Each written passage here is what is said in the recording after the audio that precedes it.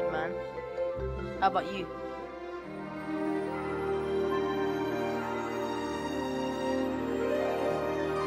It's alright, bro. You came through with a video, so...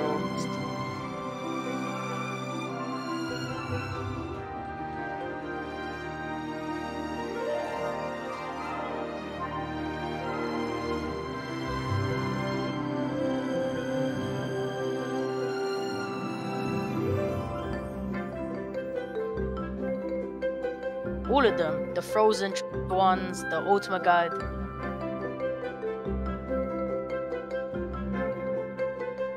Yeah, literally all of them popped up in the notifications as soon as I was about to search it.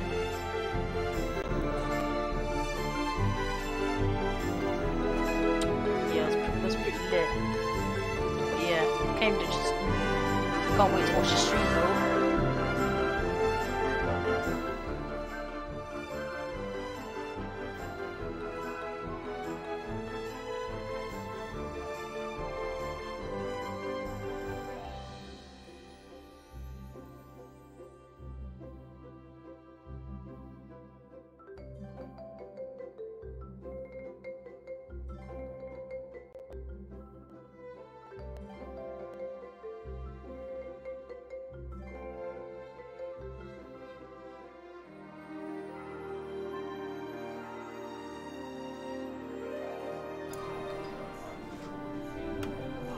Okay.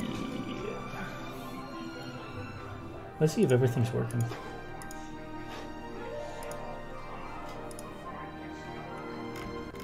Oh, that's a lot of chat.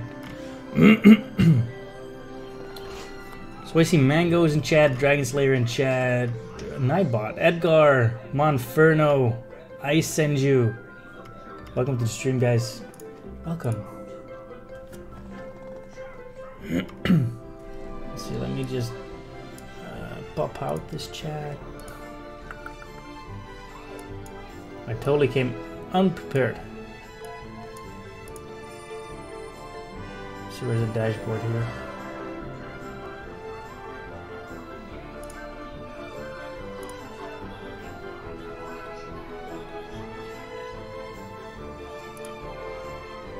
Can I pop this out? Oh, I can, yes. Perfect.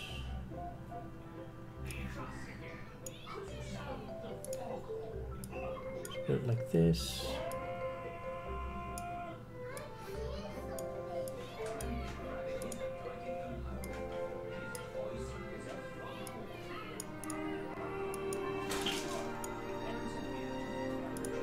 Okay, I got everything set up now.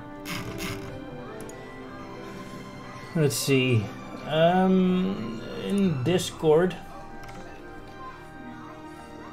we have Penny in Discord. If anyone in chat wants to join the voice chat, that would be very much appreciated.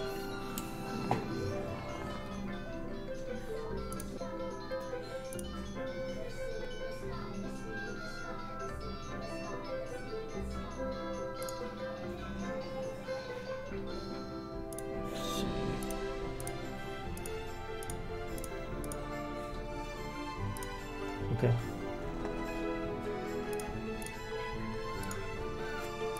The webcam in awkward position? Yeah, it's because there's stuff behind me. Like if I put it like this, then you can see like lots of stuff. And then I have to put my green screen, so I'm just gonna do it like this. So I don't have to do anything. You can see my game collection. My broken figurines, which Square doesn't even reply to me for. Damn. I paid 120 bucks for those and they arrived broken. I mean, can you believe that? Look at this. Where's his arm? His arm is right here. Right there. It's a piece of garbage.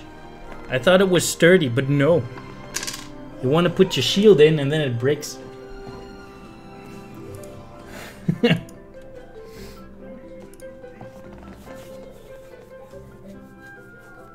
Arrive, bro. Yes, it actually was. Like, I put the, you know, the shield in the hand, and then I wanted to put the hand in the arm, but the arm just like snapped. I was like, I didn't even put force on it. And then the ear, no, his ear is missing. Okay. But yeah, I mailed them like 3 times, so let's hope for something.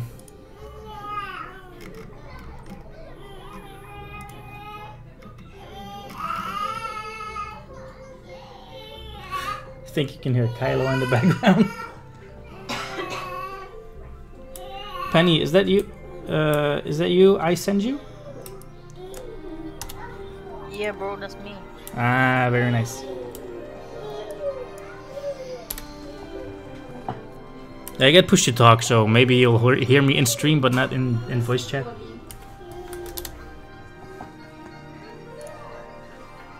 Yes, Edgar. Yes, Edgar. I got platinum already.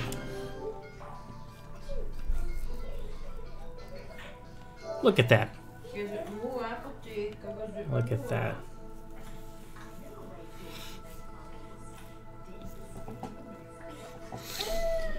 It's ultra rare, 0.9%. I got it the 5th, so not that long ago. Easy plat, to be honest. Yes, it is. It's an easy plat. As you can see, everything is completed. This was a butt ache though. The whole synthesis thing.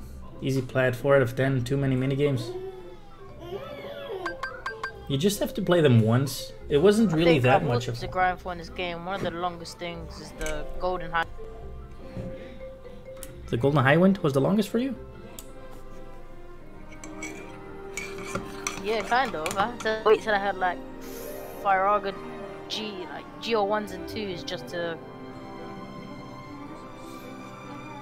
Yeah, I only tried that one until I was already in the Eclipse. So I think I already had a lot of weapons, and then I couldn't make my gummy ship. Yeah, no, I got Golden Highwind after completing the game, but I don't know why I was running short on so many gummies. And there's not a lot of like sources online to find where you find those gummies. Searching for like hours and I had to resort to Google. Yeah, I get that. I get that.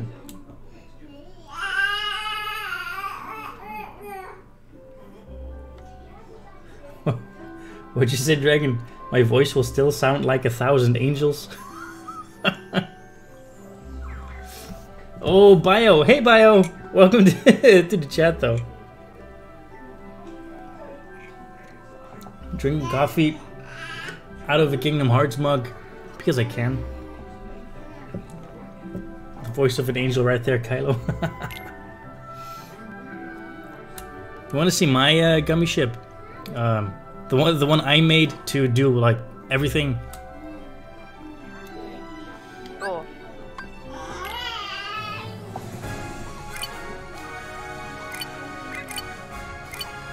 It was this one. Wait, maybe I can go to the garage. Let me just go to the garage, that I could show it. No. Gummy editor.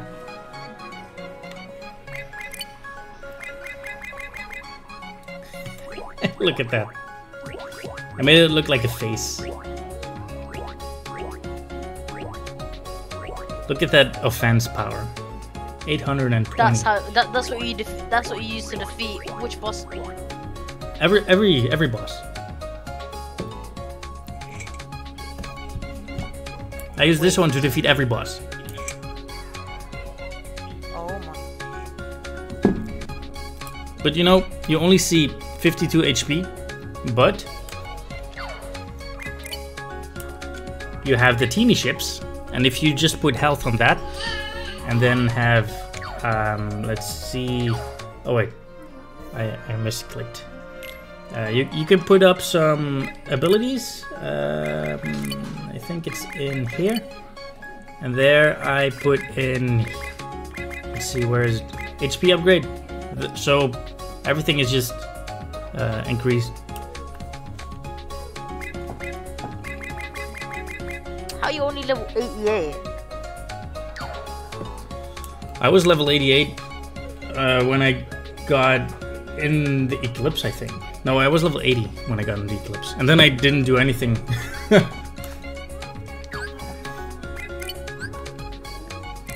I would say grind for level 99 for a gummy ship, but at the same time, there's really nothing to look forward to when you get to level 99. Apart from you get like rainbow wings and that's it. Yeah, that's true. That's true. But you know what you should do? I think you should do a level 1 playthrough on Proud. I heard that the level 1 playthrough on Proud was pretty ass.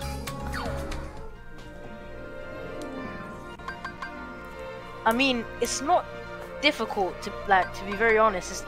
It just takes long. You know what I mean? Like when you come up against like a demon tide, it's just too long. Yeah, I know. I mean, the whole game is pretty easy, but if a boss takes like 10 to 15 minutes, it just gets boring, and then it's not fun anymore. Yeah, no, that's one of the downsides. Like, I was ready to play level 1 on Proud mode for the whole game. Then after defeating the first demon tide in Twilight Town, I was like, if it's gonna take this long, there's no point. Because first, like even the ice titans, like even the titans on Mount Olympus, they're just so long. It's easy, but just long. I can understand that. That's true. I mean, there's 3 bosses, so I think that's, yeah, it's a bit too hard. Well, not too hard, too tedious. Let's say tedious. And what I find kind of trash is the way there's no reflect. So like even when you're trying to like put on a big defense game, it's just you can't really spend a lot of time attacking because you have to make sure you have the right amount of time to guard. Yeah, okay. I didn't really miss reflect in my standard playthrough, but I guess that if you're in Proud, that you kind of want it. In the normal playthroughs, when you have the normal levels and that, I don't think reflect would come in handy as much as it would have in Kingdom Hearts 2. But on a level 1 playthrough on Proud, you kind of need it. Yeah, I see that. I see that.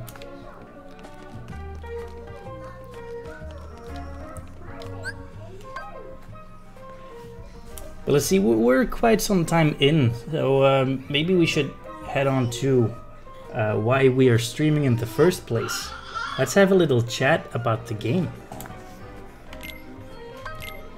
And everyone, well, you can also voice your opinions in the YouTube chat or in the Twitch chat, anyone who's watching on Twitch. I will then voice your chats and then we'll have a debate or discussion that way. Just start like level 1 beginner playthrough while we're at it. Hey, Gulliver. Cam in awkward position. Oh, you mean that?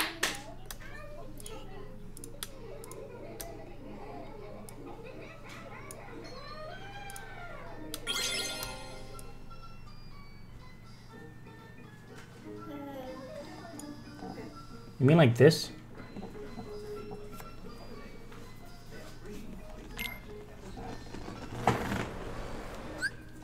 Yeah, I think I'm gonna do my next playthrough on beginner mode. I think I'm gonna try get all trophies. I'm gonna literally try 100% it before I start making videos on it. Yeah, of course. Have you heard of the ancient key? So you make videos too? Huh?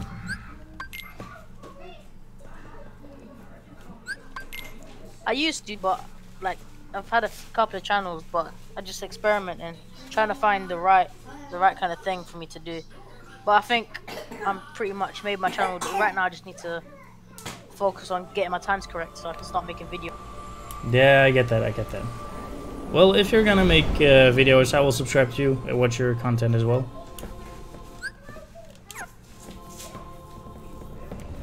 Thanks, but I appreciate it. If I talk on stream, do you hear it? Then maybe I don't need to use my my push to talk.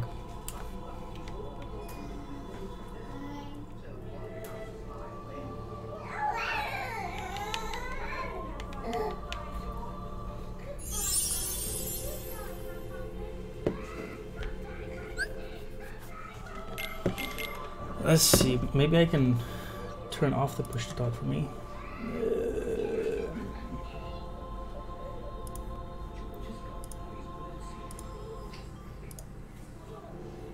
Well, I can talk like this, but maybe you'll hear background noise. Hold on, let me just... I don't mind, it's alright, either way. Okay, perfect. Yeah, it's fine. The little boy is still watching TV, so he's preparing for bed. Okay, let's get the chats back up here. No.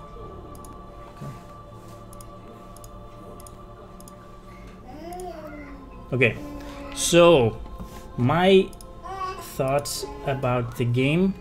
I really liked the gameplay itself. Like when you let me start with this portion. I don't know if you're watching the stream as well, but the people watching the stream obviously do. I loved how they did the start, where you select everything, where you get the glimpses of past events and have to select your guardian or whatever. This dive to heart is perfect.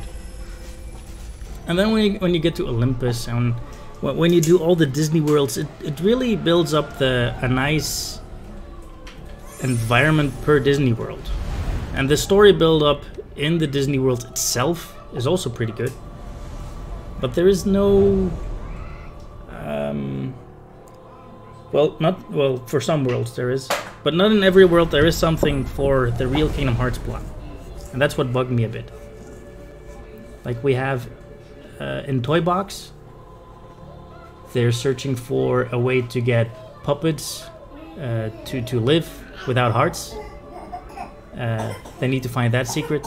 And in Big Hero 6, they want to see if a heart made out of data would work. Which one was it again? Oh yeah, in Pirates, they're also searching for a way to get a puppet without a heart working because Davy Jones is actually up and about without a heart in his body. So it's stuff like that was really great. But up until Arendelle, everything was fine. Like the story in Kingdom of Corona was really good because it felt like you were playing the movie. But then in Arendelle, everything just kinda got weak. Like, really weak. The world itself, I was okay with the world itself. But suddenly, you have to climb the mountain. And when you get on top, you get pushed off again. This is also a gripe with Monferno. I know that he complained a lot about that. Climbing it 2 or 3 times again. But after Let It Go, I think they were like, okay, we did Let It Go. We did the song. Just let it be. Let it go. Let it go. That's what they did. And suddenly you see Hans carrying Elsa, and you get to the bottom, and you suddenly see Hans trying to kill Elsa, and it's like, dude, what's happening here? Why don't we have a connection with this villain? What is happening? So they were really, you really needed to have seen the movie before you understood what was happening. And the same it was for Pirates, and also a bit for Big Hero 6, because it continued after the Big Hero 6 movie. But the story in Big Hero 6 was actually really great. How they got the Baymax from the older dimension and made him evil. I like that part. But the boss battle, oh, it destroyed the world for me. The boss battle was so bad. The controls, they sucked. The boss battle itself was clunky. I mean, when it comes to the story on this game, there's so many things that could have improved on it. I'm not hating on it, like the gameplay, don't get me wrong, is amazing. But yeah. A lot of people, me included, I really think they just chose quality over quantity when it comes to the game.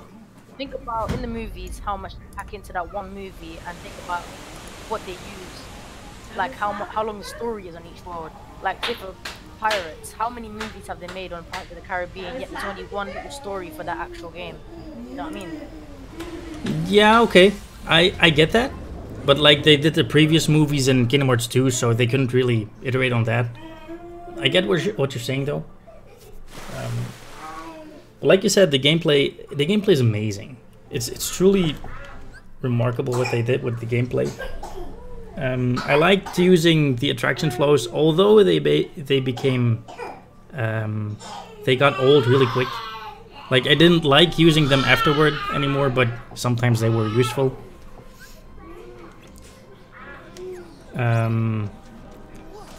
But the transformations of the Keyblade, they're amazing. I really loved using it.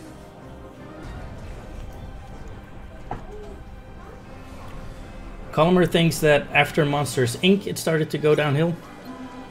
Yeah. So basically also what you're saying is from Arendelle onward.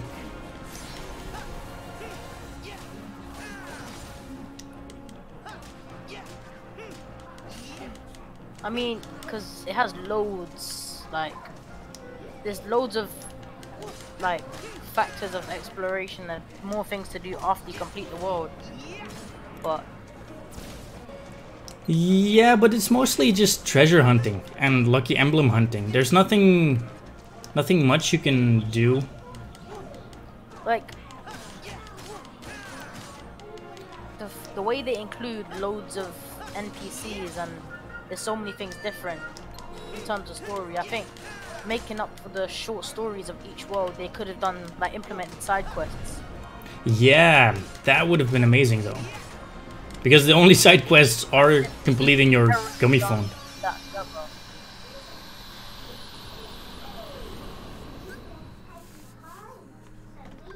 Yeah, in a way, completing the gummy phone is basically like the main side quest of the whole game.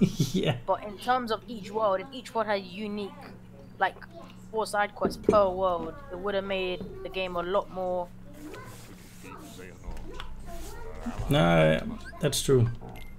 I don't know how they would do side quests though. Like fetch quests would be bad, but maybe side stories, like stories that would happen in the movies, and make that a quest, like mini stories for the Disney World.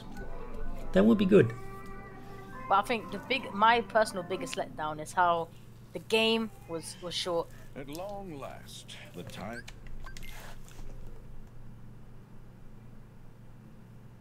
I'm sorry, you were saying? The game was short, but then the Dark Inferno, it wasn't like really a secret boss, if you know what I mean. No, it wasn't really secret now. But I saw some debate on Twitter today, like if it was a secret or a super boss, and many didn't agree that it should be called a secret boss, and some people think that secret and super bosses are the same. I'm kind of aside from that debate. I don't really care. Just if there's bosses, then I'm fine with that. But this boss was I think a lot of people would appreciate if there was more end game, like after the end game fights. Yeah, more end game fights, because this boss was really easy. Like I did 3 times, 3 tries actually, and he was down. It was like if you look at Lingering Will, you could build the ultimate weapon, have the best stats, and it could still be quite challenging. Yes, I mean even if you're level 99, then Lingering Will is super hard. But this one, it was so... Wait, I didn't...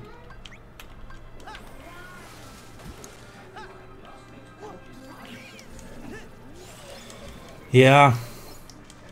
But the secret boss was indeed a bit... I wouldn't say disappointing, because the fight itself was kind of fun.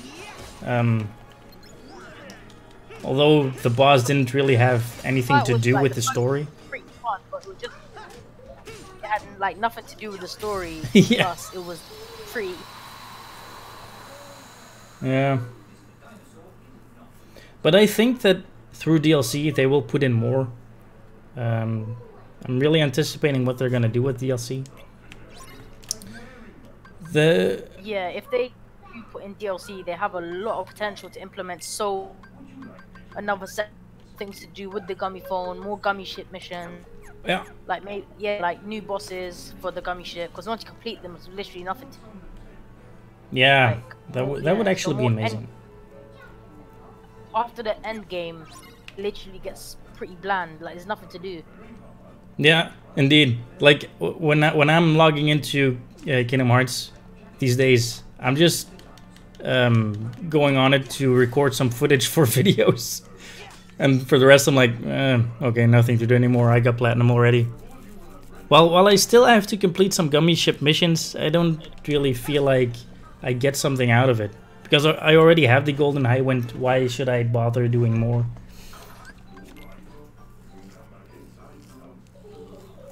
One thing that I really hope they do is make a final mix, and I know everyone wants that, but that is what's gonna like boost everyone's like hype for the game. You know what I mean? Because say like Kingdom Hearts 2 final mix. Once you complete the game, you can grind the Zemnis data battle and go to Lingering Will. You know what I mean? So Phew. Yeah, I know what you mean. I know what you mean. I want a DLC called Final Mix. Oh. Thank you. but I think for everyone to get something they really want, we really just have to wait. Yeah, we do have to wait. Anything's gonna come anytime soon because how long they've put development into this game, I don't think they're gonna have anything for us anytime soon. Well, it feels like they cut content, so maybe it will be sooner than you think, because Is there a reason you guys are visiting? like I think Hollow Bastion was cut and Mysterious Tower was cut, so maybe we'll get those in free DLC or something. Not really sure, but let's just hope, I guess.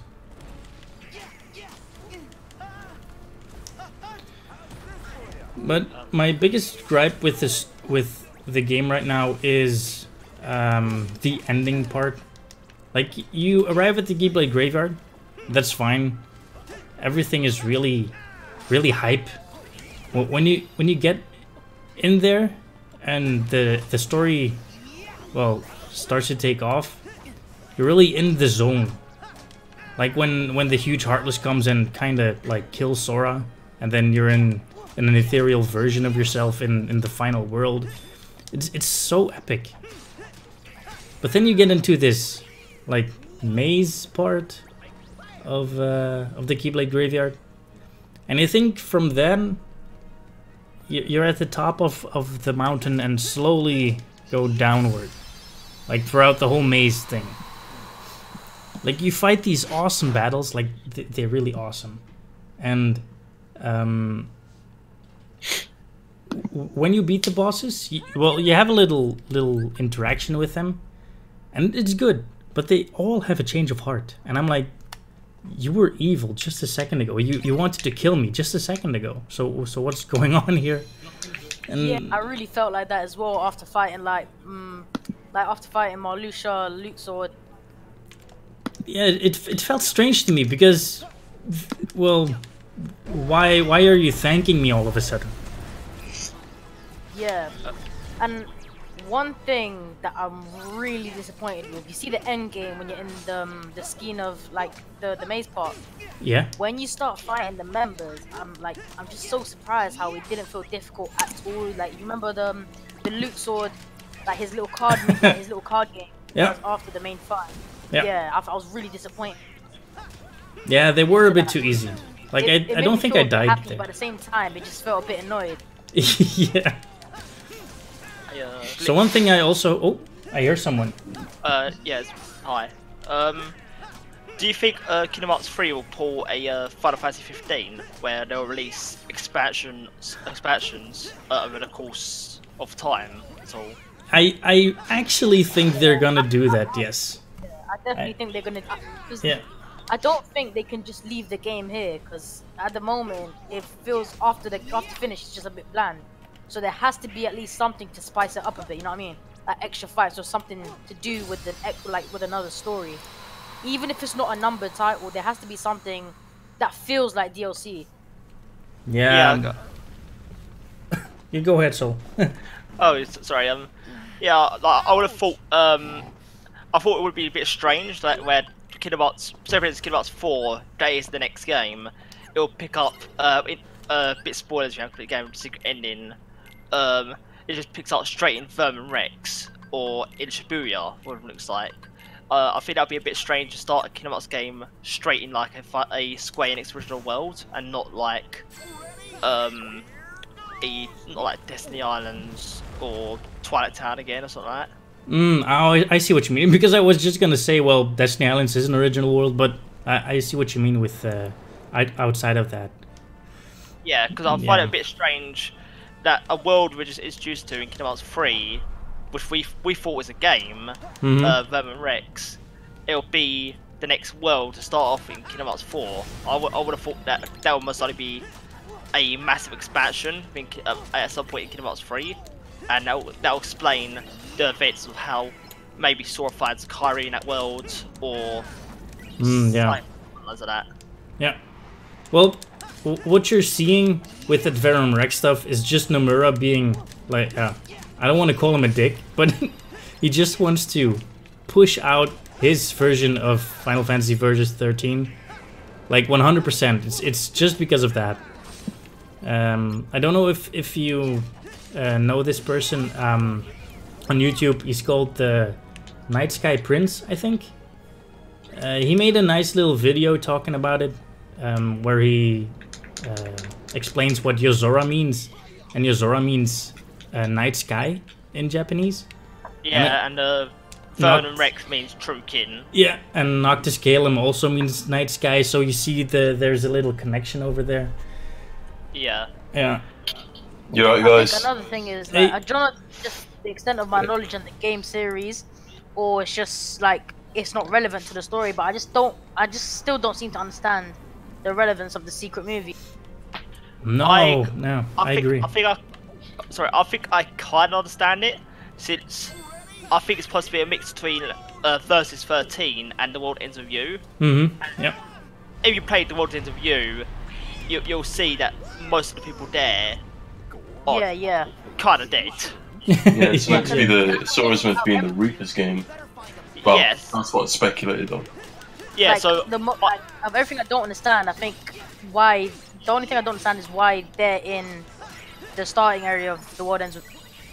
I like to think where it's somehow connected to Sora's 3 hearts, and also the Union leaders. And if this is going to be an expansion pack, for example, for Kingdom Hearts 3, it might be a setup for how Sora had to find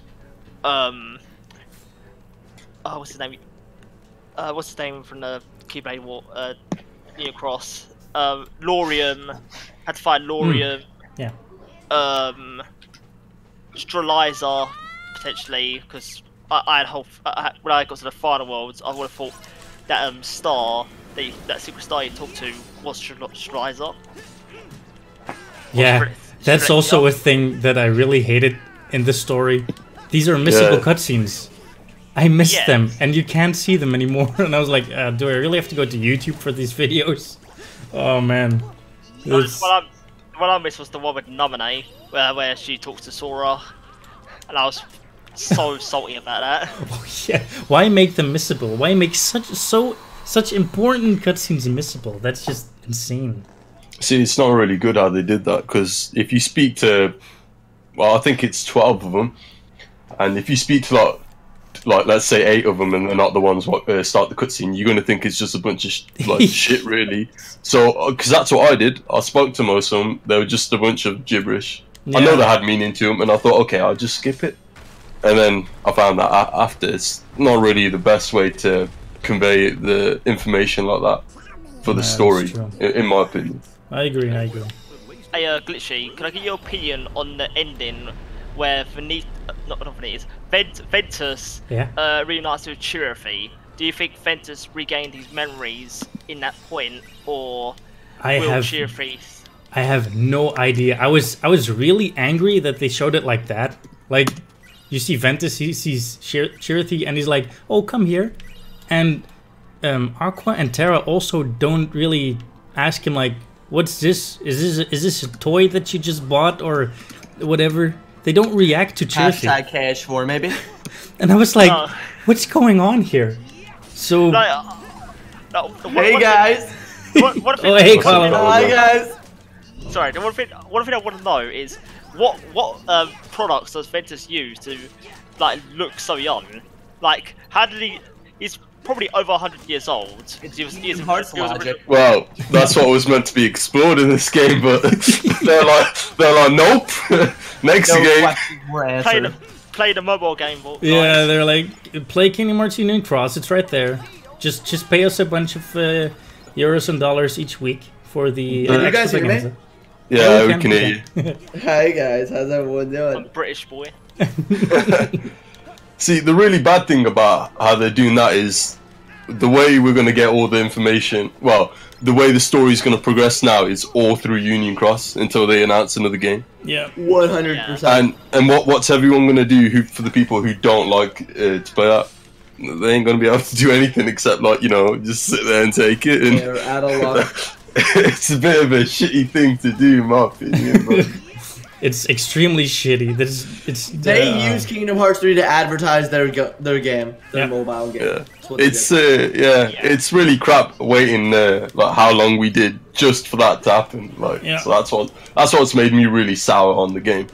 But I'm actually kind of hoping that I know it's like a massive hope. I'm hoping Vanitas somehow returns. Like I don't know why, but he's one of my favorite characters in Kingdom Hearts.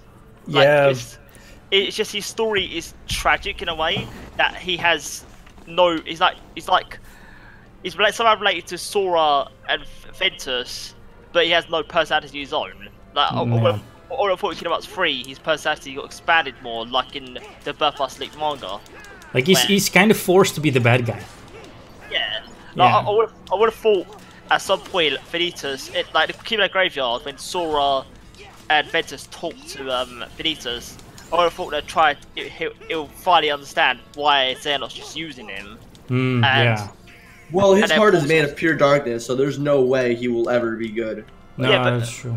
He's pure darkness. Like an anti-hero of sorts. Like in the Kingdom Hearts Birth by Sleep manga, he Vanitas despised. the Punisher.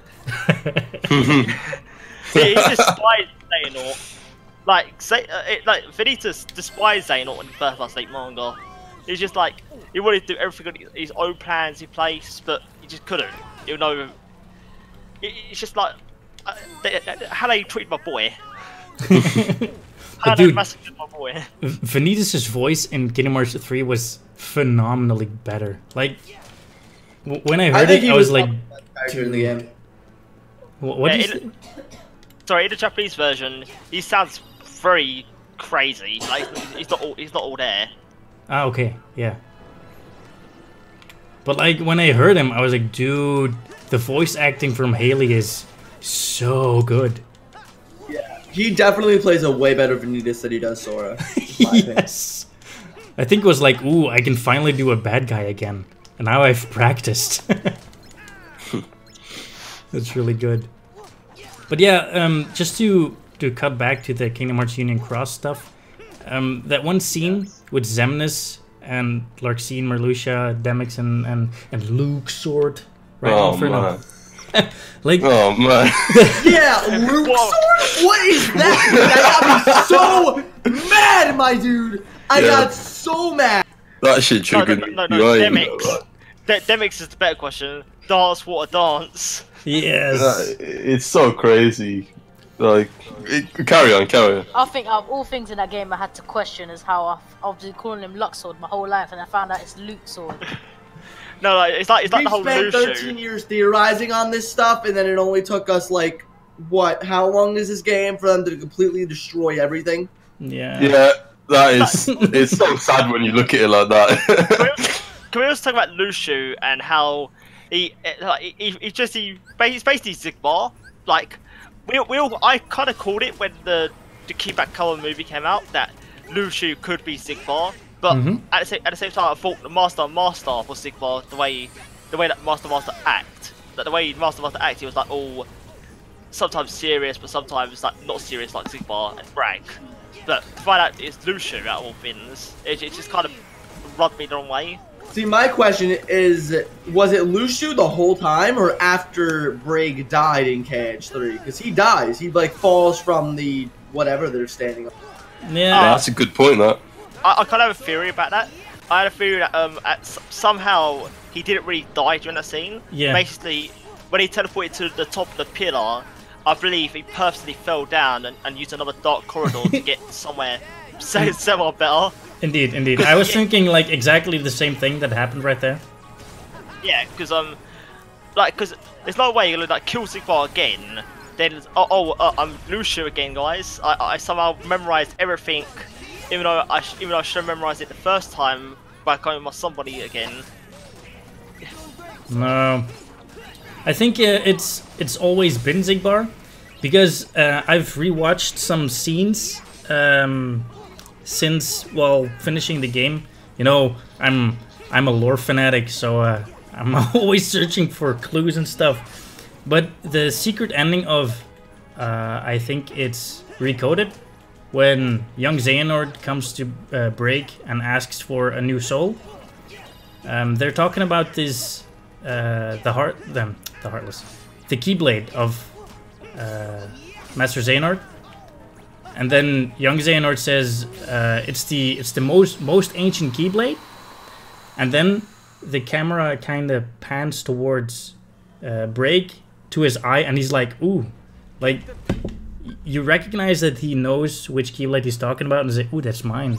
Like in that moment, you could have actually already guessed like this is the one. Yeah, it's like a little foreshadowing, isn't it? Already been. Yeah.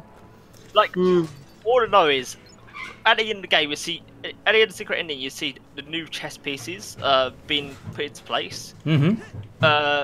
And we see some of the darkness, but we don't have any lights this time. All I know is, as Ava knows Lucio's plan, Yeah. is she potentially on the side of Lucio or Sora? That is my question here. Yeah, there were 7 pieces. Yeah, because like I know there's some pieces, but I'm thinking like it can't be Ava, because Ava kind of disagreed with Lucio. Like she attacked Lucio, so there's no way it could be Ava siding, or all of a sudden having a change of heart. Well, we don't even know the role of Lucio yet, still. So like, I don't even know what they're playing. We know the role. Lucio's role was basically to pass down his Keyblade for generations, but he went about it the really most fucked up way by basically, when he's on the verge of death, stab himself with it and transfer his heart to a new vessel to continue his mission. Yep. Indeed. Yeah, but yeah. So I think that's why Ava attacked him, because Ava was trying to defend the person who potentially could be possessed by Lucio. I see. Yeah, I see. That could be the case, but if she knows the whole role of him, then it's got to be a bit more than that. Because obviously, if you look at that bare bones, like you think, okay, he's gonna possess people. That ain't right. But there might be like a greater point to what he's doing, and obviously as the players, like we don't know that yet. So it's kind of a funny way they've ended it, because you don't know whether he's bad or he's actually good, or like it's a bit of a grey area at the moment, isn't it? So since the pieces, the chess pieces are on the dark side, I think they're the baddies at the moment. So Sora's gonna have to fight all of the foretellers, basically. I don't think that's gonna be Ava. intense. I kind of believe Ava won't fight, only because I think Ava will probably do a Demix to basically just join the other side last minute. Yeah, you know the thing is with Demix, we see him deliver the vessel to Ienzo, and then we never see him again. What happened to Demix? Yeah, we never know what happens to Demix at all. Can we just piggyback off that point for a moment and mention Lingering Will? Because yes, we see. I need to talk about that for a second. Like, bro, he bodies Terranort for about 30-40 seconds, yeah, and then he's gone. Yep. You go fight Terranor after, and he's nowhere to be seen. What happens? But that doesn't make any sense to me because his lingering will is supposed to be the soul, right? And Terranor is supposed to be the body and the heart. But then you see the Heartless dude, and then he rips off the thing. So exactly. So what is lingering will? Like, what is it? I think I'll break this down in the most simplest term for you. Lingering will is the soul. The Heartless is obviously Terra's heart, and the Terranor is Terra's body, but it has the heart of Xehanort in Terra. Yeah. Okay, So that makes sense. That's fine. I get that part.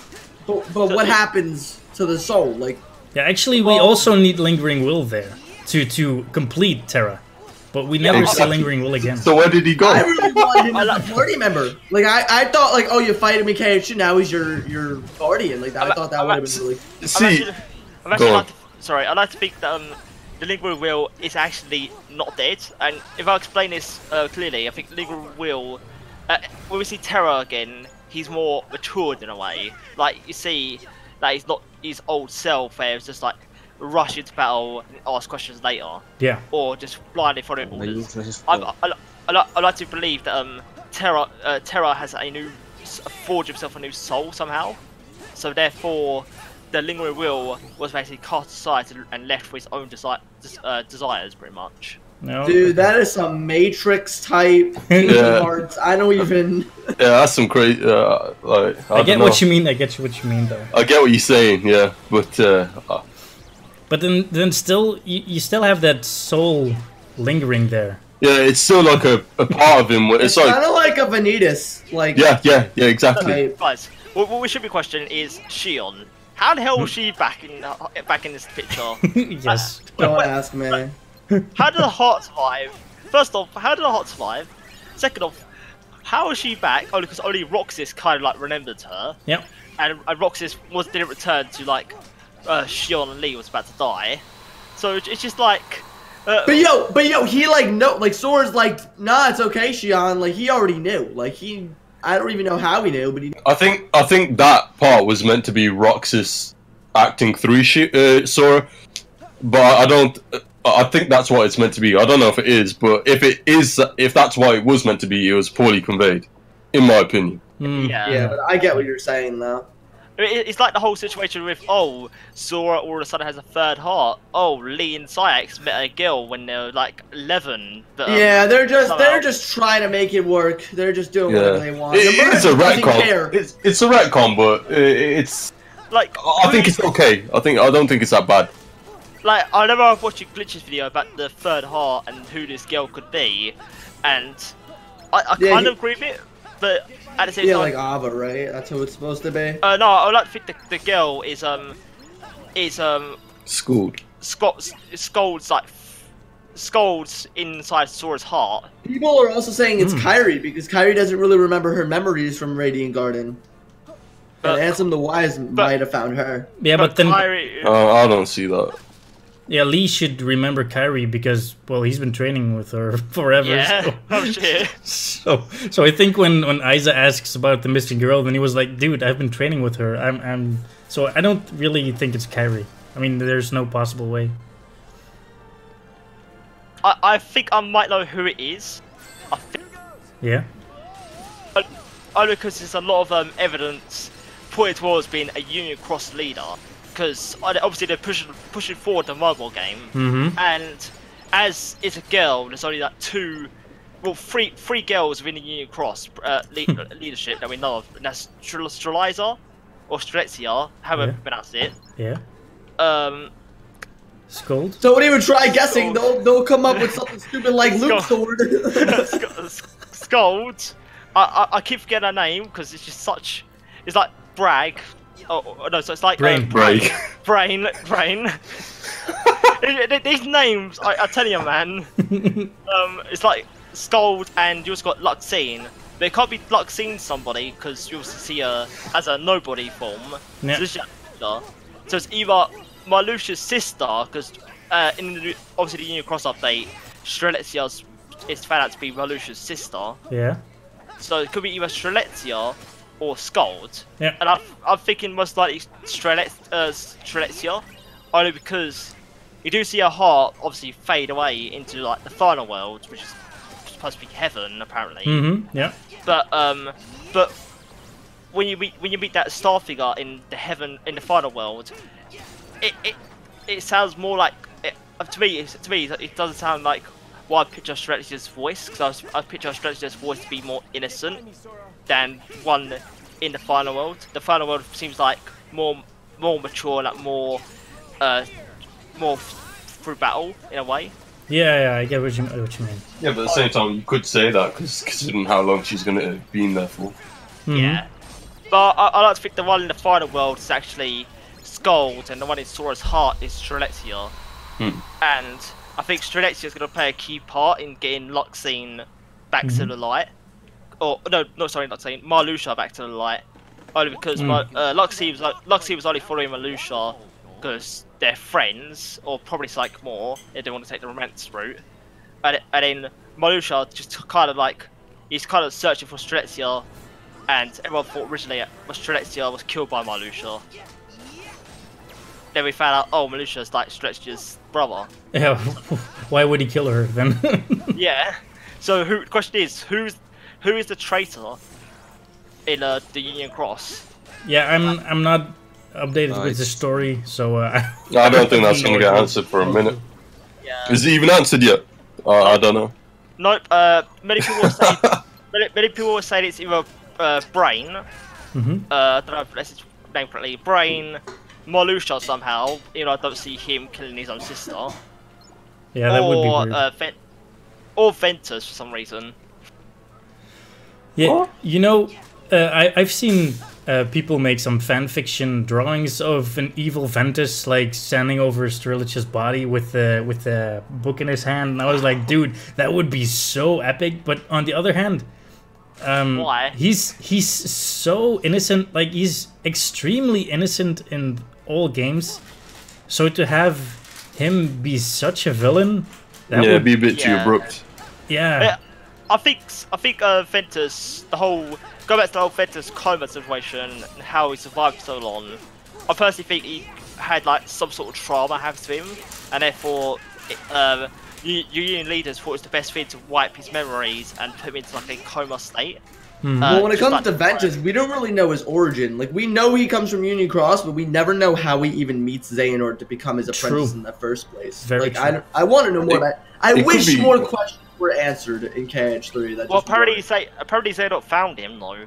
Like, from what I gathered, he found him originally and then left him there to die. It could be like some kind of, I hate to say it, but like, you know how they were saying that Ava or Skuld time traveled or some shit Yeah. to the present. Well, at that time, it could be the same kind of situation. It might be something to do with the dandelions, though. Like all the dandelions get sent to the future or something, to a time where. Yeah, exactly. But don't you need vessels like the whole time travel thing? Don't you need a vessel waiting for you to go to the future? Yes. See, I'd agree with that, but there's a lot of times in Kingdom Hearts 3 where they broke their own rules, so I don't know if they're gonna follow that. Yeah. There might be something like you know how he summoned like how Lucius summoned the other masters. Maybe that's how they did it. Maybe. What I like to think is, going back to the whole topic of DLC for Kingdom Hearts 3, I would like to hope that the Final Mix version won't be like a separate. Like, I'm hoping the Final Mix version won't be a separate game. Like, because if the Final Mix version is a separate game and I have to pay £50 again, beat the story, just get more cutscenes, I'll be like, was it worth it? Just make it DLC. And add critical while you're at it. Yeah, critical would be nice. But what I want to see is maybe some more secret reports with some information about like Xion, maybe from Vexen that he worked on a vessel for Xion, since he kind of remembered it. Because when Evan came by, he when he returned to his human form, he wasn't feeling very well. Like he awoke a bit later than Enzo and the rest. So maybe he had trouble remembering stuff and remembered Xion because he did terrible things with Ansem the Wise on that missing girl. Maybe something like that, and added to some more secret reports. Like I said, Secret Report number 14 would be perfect for talking about Shion. Shit. Because she was number 14. That would be epic. That would make me get goosebumps. Sorry, but what I say, the Radiant Garden Guards. I actually forgot their names. Dylan and Elias. Really like the character. Yeah. Yeah. How come they weren't talking throughout the whole time you see on the screen? Like, I feel like they're supposed to talk. Cutting costs. That's what they did. They didn't get voice actors like Phil. It's like, oh, am I supposed to say something? Am I supposed to stare at you awkwardly? And then just smile toward my colleague next to me. That's what I'd have to do right now. Yeah. If they can't pay for people to come voice act, yeah, but what you gonna do? It's also the whole Final Fantasy character situation. It's like, I feel like they were supposed to be in the game, but Leon and Cloud aren't in the game. That hurt me so much. Yeah. Yeah. Like, we never got like a conclusion to the Cloud and Sephiroth scene in KH2. Yeah, that's like, some bullshit. What happened there? Did you like, oh, go buy Advent Child to find out what happens? It's just like, what? Did Cloud die? Did Cloud succumb to darkness? Where? Is that one? Is that one for him? Yeah, that's mine. Oh, coming in the Kingdom Hearts Kingdom Pass, starring Cloud and Sephiroth. Kingdom Pass, you know. Yeah, I can see that happening. Let's be honest about that whole Final Fantasy thing. Nomura lied at his ass for that one. Like, did you guys see that article about him saying that they're handled in a different way, but please look forward to how they're shown? Yeah. What was he on about? Because they weren't shown, bro. Like, they weren't even there. The only way they got shown was through Hades, and that was like a little flashback. And No. Yeah, that's correct. And the cat tour and Toy Story, if you really want to go that far. No. What you have to do is buy the Kingdom Pass. No. do Complete edition. Do all the battle tiers. Unlock skins for Sora. and the Keyblade. Actually, skins I wouldn't mind for Sora. I would like to play as KSG Sora again. Fuck that shit. No. Wait, is that mod? Wait a minute, Organization 13 costume. Let me play with that. What? Oh yeah, we get to tier 100 to get a Naughted Sora. Yo, hold on 1 second, yeah. You know in 0.2 we had all that customization feature. Hey, Bravi. Yeah. Yeah, They didn't bring any of that back. They didn't bring any of that back whatsoever. What happened, yo? Dude, I feel like they cut so much from this game. Okay, apparently Nomura said he's gonna add it later on down the line. The customization. What's the point? What's the point now? We've already, unless they're gonna do New Game Plus, there is no point. Well, yeah, he said I'm pretty sure they're gonna add critical mode, customization, and potentially online, because he did say he always do like online interview a while back. Hey, man, you okay? Battle Royale. How would they even include it online? Well, obviously, being Kingdom Hearts Graveyard Battle Royale, you both spawn it in different parts of the maze. Battle Royale. Really? Oh man. Yeah. Alright, going away from the bad of this game, what was your guys' favorite boss fights? I'll let you guys chime in. I don't know about that.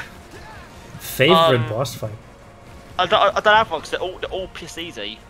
Yeah, I gotta agree. I ain't trying to shit on the game, but I gotta admit one what stood out to me like that.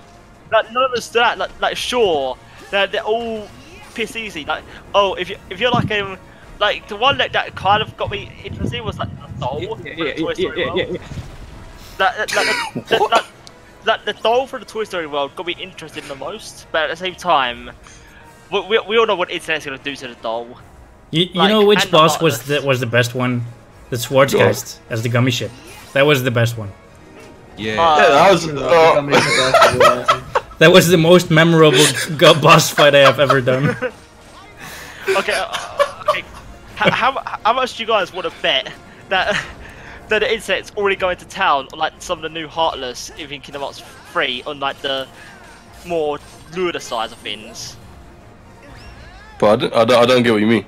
Yeah. I mean, like, even like, because like, I remember a while back. This is a true story, but I was playing. Going to Kingdom Hearts for like, the most weirdest thing ever. So I played Kingdom Hearts 1 when I was a kid, loved it. But anyway, when it comes to Kingdom Hearts 2, it's just I don't know why, but I just didn't like it. Like I don't know why, but Kingdom Hearts 2 is like one of my least favorite Kingdom Hearts games. Really? Yo, Yeah. kick this guy out the Discord, man. You gotta go back and play it. Kick this guy out the Discord. Go back please. and play it. I think. Nah, I'm just kidding. I honestly, I don't know why, but when I was playing Kingdom Hearts 2 for the first time, I was like, oh cool, Sora's like more maneuverable now. Oh cool, he can actually do like more badass tricks about. But then I go to the end game and I'm like, wait, did I miss something? Like, I think it's just because I didn't play Rechain of Memories. I think that's why I just didn't like it that much, because I didn't play in order. Could yeah. be. Yeah, it's just like, now I've played Rechain of Memories, I kind of get it, but I think that was like one of the reasons why I didn't like Kingdom Hearts 2 as much, because I thought it went 1, 2, and obviously 3. I'm assuming 3 was next game, but nah. Boy, was I wrong. Oh, you're one of those KH fans. No, I'm just joking. I'm just kidding. Nah. I think if I were to rank top 5 Kingdom Hearts, the top 5 Kingdom Hearts game, in my opinion, number 1 would be. I didn't hear that. What did he say? You just said recorded. Number 1 would be a tie between. It'd be a tie between probably Kingdom Hearts 1 and 3, only because I do like 3 for its combat, but at the same time, the story is just like, yeah. Number 2 would be 0.2, 0.2 and 2 tied together, because I kind of like it. As I said, Kingdom Hearts 2, I like it for the story, but the gameplay just gets repetitive after a while. Yeah, correct. The gameplay from Kingdom Hearts 1 is really stale at this moment, but the gameplay from Kingdom Hearts 3 is is top notch. Like except for the part that I'm playing right now, just before you get to the summit here in Olympus, it's a tedious part because you don't have that many combos and stuff and magic, but when you get to the middle part of the game, then it expanded and so much more. Can we just talk about what you just said? Because, like, you know, you said that there's a middle part, the middle part of the game. Yeah. Usually in the games, like in 1 and 2, you will have like a prominent middle part where something will happen, and it'll be like that middle chapter. What everybody will be able to remember, like the 1000 Heartless battle, the Hollow Bastion. Yeah. Okay. There was none of that in Kingdom Hearts 3. No, that's true. No, they took the whole KH1 thing where you go to one world at a time, and KH2 you got to go back to the worlds over and over again. I actually kind of like how they did it with KH1, that you go to each world. But it's just like after they do monsters, the game gets so boring. Yeah. It gets like so bland, and like then they try to give you everything at once in Keyblade Graveyard when they could have given it to you like throughout the other half of the game. Yeah, they just went about it so weird. That pacing was hard. It really made the ending suffer, because you're getting like it's forced everything like all at once, and because of that, like all the interactions and stuff, what could have happened, they can't happen because there's so much going on. They can't space it because it makes it look like they've got time when they haven't, and it just makes everything like wrecked overall. Like the Terra Aqua Ventus interactions, they could have been a lot more fleshed out and everything, but they couldn't because they're rushed so much because they put all at the end. And also the Here's my question: would you guys rather have had like Roxas, Shion, the whole gang come back at the end or throughout the story? I didn't want them to return. After each world? I didn't want them to return. I didn't want Shion back. She shouldn't need to be there. I made that clear in my video. Yeah, like to be fair, I'm not opposed to having Shion back, but how they brought her back, it was fucking asinine if you ask me. It didn't make sense. Guys, I gotta say, who is Shion? What? What? Who? Kick this guy out the chat, bro. Apparently Sora knows. Nah, did you play or watch 358? Yeah, I did. I know Shion.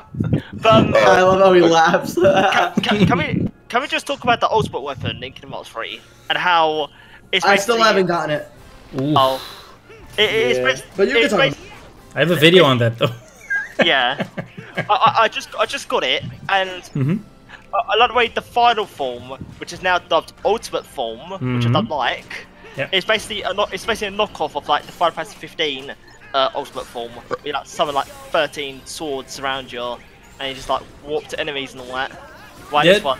That's like what we're saying in the start of the chat. Like Nomura really wanted to push out his version of Final Fantasy Version 13 into the game. He really wanted to do that. He's still salty about that. Yeah. He's still salty that's just like getting off the project that's focused on Kingdom Hearts 3. But it's like, I don't really mind if he pushes out Versus 13 because it's a really nice idea though. But yeah, the way he's doing it, not really sure if I agree with that. But like we said in the secret movie where we see Sora in Shibuya and I think Riku is in Shinjuku. yeah. Yeah. What actually would be really nice, well, in my opinion though, if they made The World Ends With You 2 and Sora would appear in there. Like, you play as the characters from The World Ends With You, but Sora is there as a guest character or something like that. So, I think that won't happen, only because, like, Square at the moment is, like, in, like, a sort of financial crisis since Final Fantasy 15. They make expectation profit, and they obviously want to make their profit back by focusing on their mainline titles, like Tomb Raider, Kingdom Hearts, and all that. Yeah. So, what I say is, do the secret ending, who do you think is the guy who makes the part sign in the end? Do you think that's like Lushu or the Master? Gotta be Lucy. I'm thinking Master because you do see he's like the bottom of the face and like in like one frame, and the bottom of the face is the more pale color than Lushu's face. Like it's more like white. Yeah. Color. I don't know if that's due to the lighting or due to or due to like a model error, but it is like it looks very pale white compared to Lushu's or Zigbar's face, which is more tanned. Yeah, okay, I get what you're saying, I guess. Yeah. I'll take a look at that now, actually. Like, because I rewatched the scene last night, and I noticed for a short frame you see the bottom of the hooded guy's face, and it's like it's like a white, it's like a pure white. But I also thought that character was the Master of Masters. I was actually starting to think that he would actually make Yozora the Master for some odd reason, but that would be bad.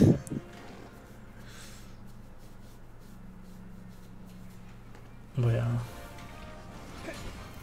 I still there were some more grudges I had. Like, you have Vexen, and in the ending cutscenes you see him as a human again, or as a somebody. When did that happen? Well, I think that's just an asshole, to be fair. Technically, he was always a somebody. It just basically decided to get naughted, like willingly. Or did he? Yeah, because Demnix betrays them, and he's Norded, and he was with Vexen, and they were like, "Hey," they were talking in Radiant Garden. I feel like they should. I feel like it was just kind of rushed. I think just give it another year for Kingdom Hearts 3 to come out, because like it's just like there's lots of plot holes. Like, what happened to Demix? What happened to how did Vexen come back? How did Shion come back? Yep. Like, what is Kingdom Hearts? Yes. We don't know. Yeah, we don't even know yet. We don't even know yet. How many games have we? Like, is Kingdom Hearts a door? Is it a moon? Is it like a different plane of existence? Is it Scarlet Kylum?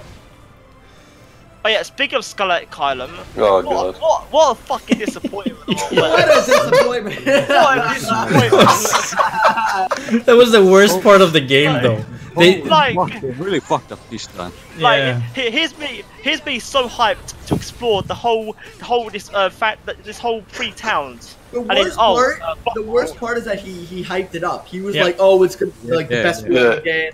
The one thing I wanted to show. Like, you can do anything. You can do anything, exactly. Bro, you know what it ended up? You know what it ended up to be? Yeah, it ended up to be the size of one of the rooms in Chain of Memories. For fuck's sake, like. No, guys. The more I was like, oh, you can do anything in this world. Last minute, pulls the rug. Oh, do you like boss battles? Do you like a boss gauntlet? It's fucking Battle Arena. Yeah, exactly. that was the worst. Also, Rage Form. I don't know how I feel about Rage Form. It's like a more weaker version of Anti Form. You reckon? Well, I actually liked Rage Form because it's a darkness form, and the ultimate form is light form. So you basically have both. Yeah, I'm glad it's in the game. Like, I would have been kind of upset if it wasn't. I'm just glad they added it at all. But the thing is that there aren't many Keyblades, and there aren't many forms. So I wish there was like a combination of darkness and light. So you're in like a balance form or something. That wouldn't make sense because, well, Sora represents kind of balance. It would be better than to only have a darkness form and a light form. That's just me, like, theorizing at the spot at the moment, but...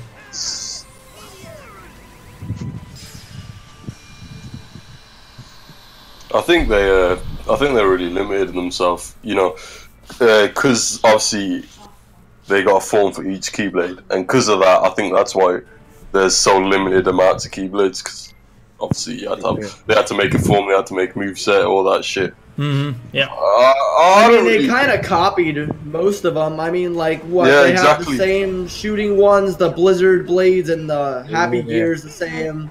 Like the Winnie the Pooh one, just with a copy and paste, but change the color to yellow. I mean, it's just. That's what I was thinking they were gonna do for DLC. Like, they would just give us new skins for Keyblades and just, oh, they have the same move set. It's just they look different. What did I miss? I thought that was gonna be. Oh, not much. Yeah, no, not much. Yeah, so what's the Rage Form? So what did everyone think about that? I thought it was pretty good, to be honest. Yeah, I thought it was pretty good as well. It's like a nice. I like how they used it in the last battle. I think that was an interesting way to, you know. Yeah. To like show that he can like summon the darkness from someone. Yeah. That was indeed a good way. But at the same time, do you think it's like a bit weaker than Anti-Form? Well, you use your risk charge as many times, and you can really get a lot. Yeah, you get a lot if you do that. I wish it wasn't random. I wish we could have gotten a Keyblade binded to it. I really wish. I've heard the massive berserk nature that Anti-Form gives. Like, you just throw away your Keyblade and you use your hands. I mean, that seems more badass to me than using a Keyblade in like a pure darkness state. I think it's just meant to signify like a bit more control over it, in a way. Yeah. I don't know. That's headcanon for me, though. True, because now you could actually block with Rage Form. Like before in Tasha, you couldn't even block, and you would just get bodied by Lingering Willow. But at the same time, that was like punishment, though, and I mean, that's what I liked about it. It punished you for like basically. If you fucked up, you're basically True, fucked but up. You can't use magic, you can't use links, you can't heal yourself, you can't do anything in Rage Form anyway. But the thing with that is, it's a bit broken as well. Cause your party members are with you in Rage Form as well. Yeah, exactly. Donald can actually heal you now. Because that's what I do. I'd go into Rage Form, I'd risk charge like about the max times you can do it, and then when I'm about to die, Donald would heal me. And I knew he would do that every time. They actually do stuff now. Donald actually heals. I was pretty surprised. He actually always healed for me. I don't know if I'm the only one. Well, I just went to settings and say it to always heal to me. So I just like, no, you can't heal yourself, heal me. But to be fair, I mean, I played on standard because I thought there would be a crit after like complete the game. there was never a time I really had to heal myself. Yeah, well, you play on standard, you have to play on proud. Yeah, but apparently there wasn't that much a difference between the two anyway. Yeah, there really I didn't even die on proud mode yet. I died once on proud mode, and it was the most bullshit way possible. Basically, during the final phase, we versed John Zane or Zemnis and like Abson, pretty much John Zane will win that time combo thing he does. Dragon. and then basically Zemina Strauss was just on that laser cage and basically just killed me. Oh yeah, I know what you're on about. I know what you're on about. Also, a lot of way Lingering Will can now. Yeah, we actually see Lingering Will just like turn his Keyblade into a whip. Just like for a slight frame. Meaning like just not Sora that can basically use Keyblade transformations. It's also like Lingering Will, and that's about it. We don't see like Riku or Kid Mickey use any Keyblade. We get to play as Riku for 30 seconds. And he gets bodied every time. So mad. Yes. Oh yeah. They made him look like a. I know you got something to say about that, man. About Riku. Yeah, Riku. How he got nerfed. Yeah, fucking Nomura. Imagine the third playable character was Shion. Just like out of nowhere, it's like, oh, you expected Aqua, expected Roxas? No, Shion. Yeah. The best. What I actually did like was that we could fight as Aqua. I was like, oh, dude, we could fight as Aqua, and I was anticipating that we could fight as Kairi as well, but yeah. But the thing is, they kind of. And there's a big difference than 0.2 when you play as her too, because she feels totally different. Yeah.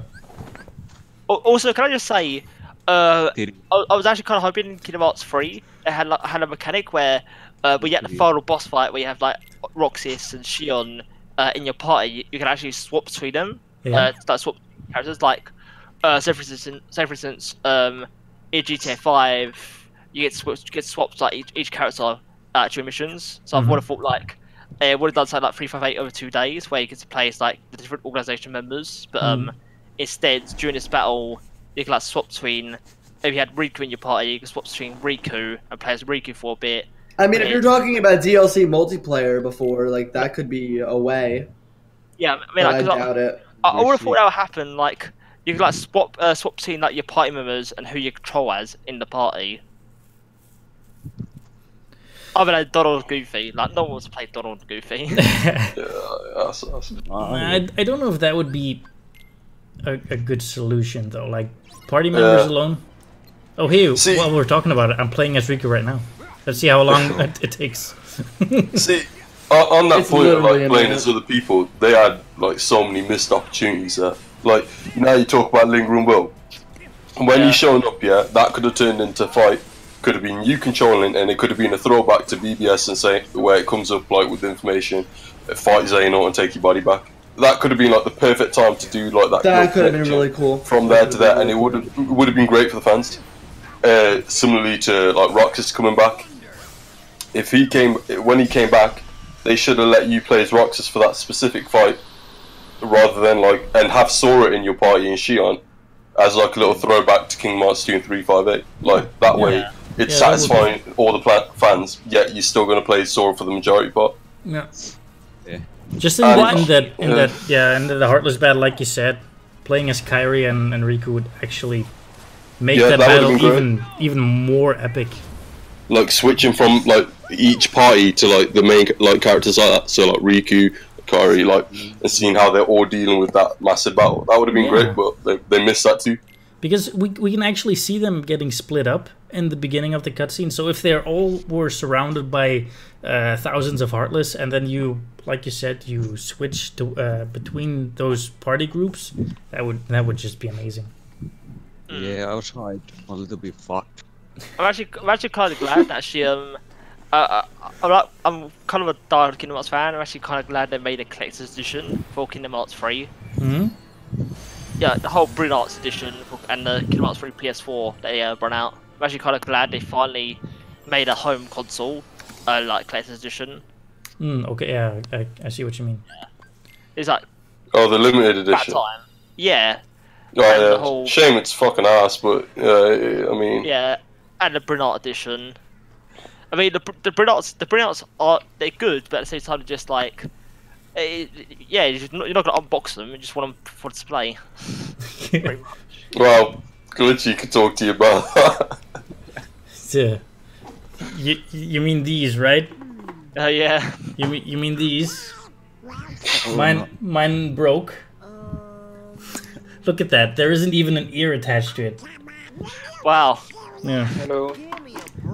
So I sent a complaint email but they haven't responded. So Yeah. Yeah. Was it worth unboxing it? yeah, of course. I mean, I have others here as well. You can't really see it, but like I have this Rika one.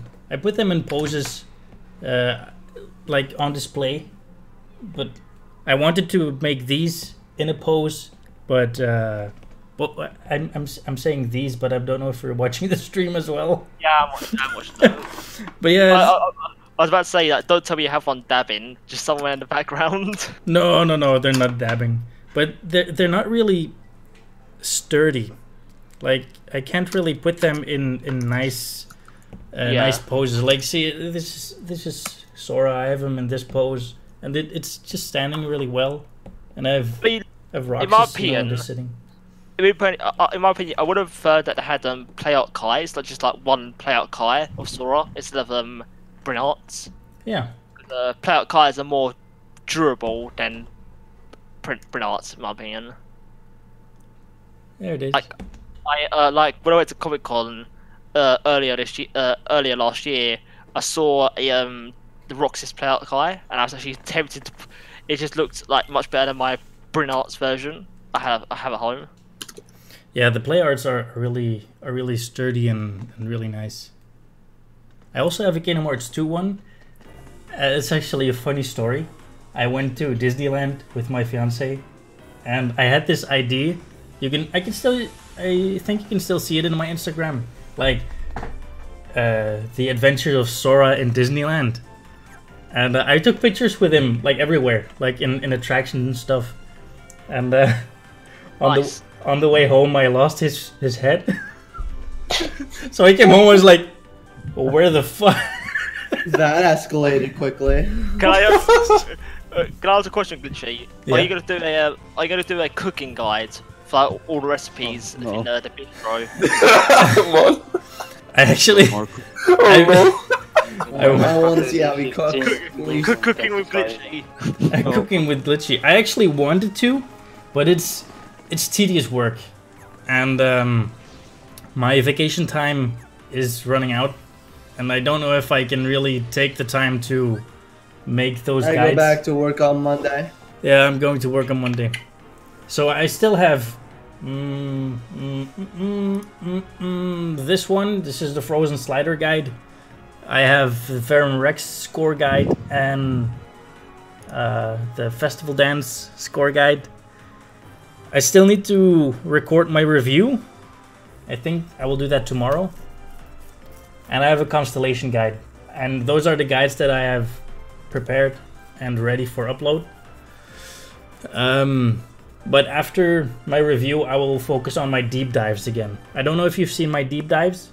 I have 2 right now. They're really good. Thank you. But Yeah, pretty good.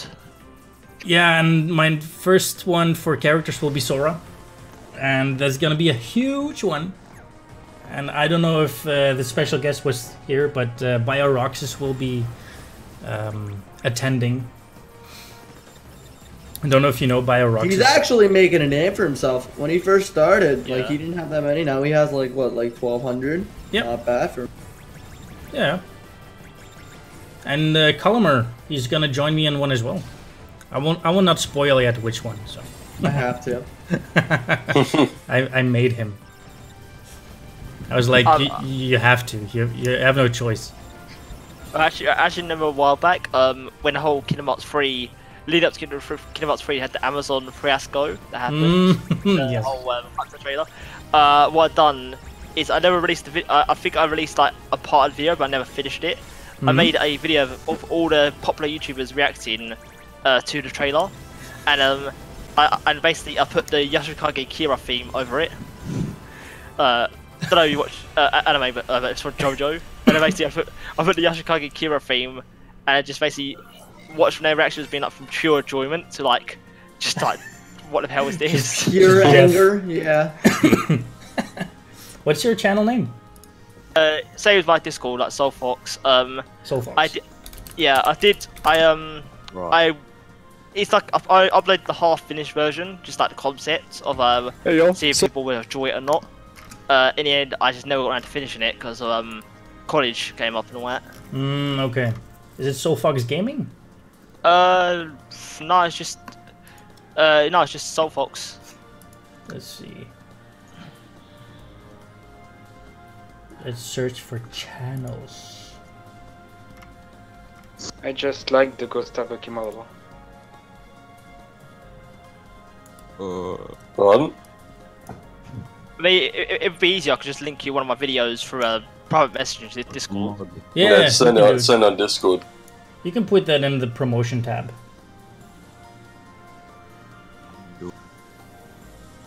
No. No. Hey, nice. Oh, there it is. Let's see. Yeah, can we talk about just, one consistent inconsistency across the whole game? Kingdom Hearts 3. Yeah, sure. Go for it. At the start, yeah, it's made prominent that since DDD Sora lost his power, this, that, the other, all that. But it's directly contradicted all throughout the game, like 100%. with the gameplay. Does he ever learn the power of Wake? Does he ever become a master? It's never. Yeah. And then Fed's just like, you had it all along, Sora. Like we had Who about. needs to be a master anyways? Yeah, exactly. Like it's fucking terrible, man. And then it's just inconsistent because like you see him get one shotted, all that, this, that, other, and then you pulling that fucking pirate ship out of nowhere and like blasters and shit, and like they're not explained at all. Like you just get these magical powers, nobody talks Yeah, about true. them. It doesn't really explain how he becomes OP as hell. Can Yeah, we talk about the Pirates of the Caribbean and how you can use fire magic underwater? Yeah, but it's sea fire. It's sea Yeah, fire. It's No. sea fire. It totally makes sense. Now, what's a better spell is using water underwater. See that?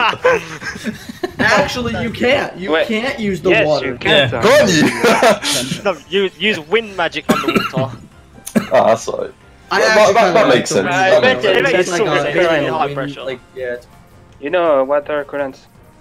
Yeah. Yeah, that makes sense.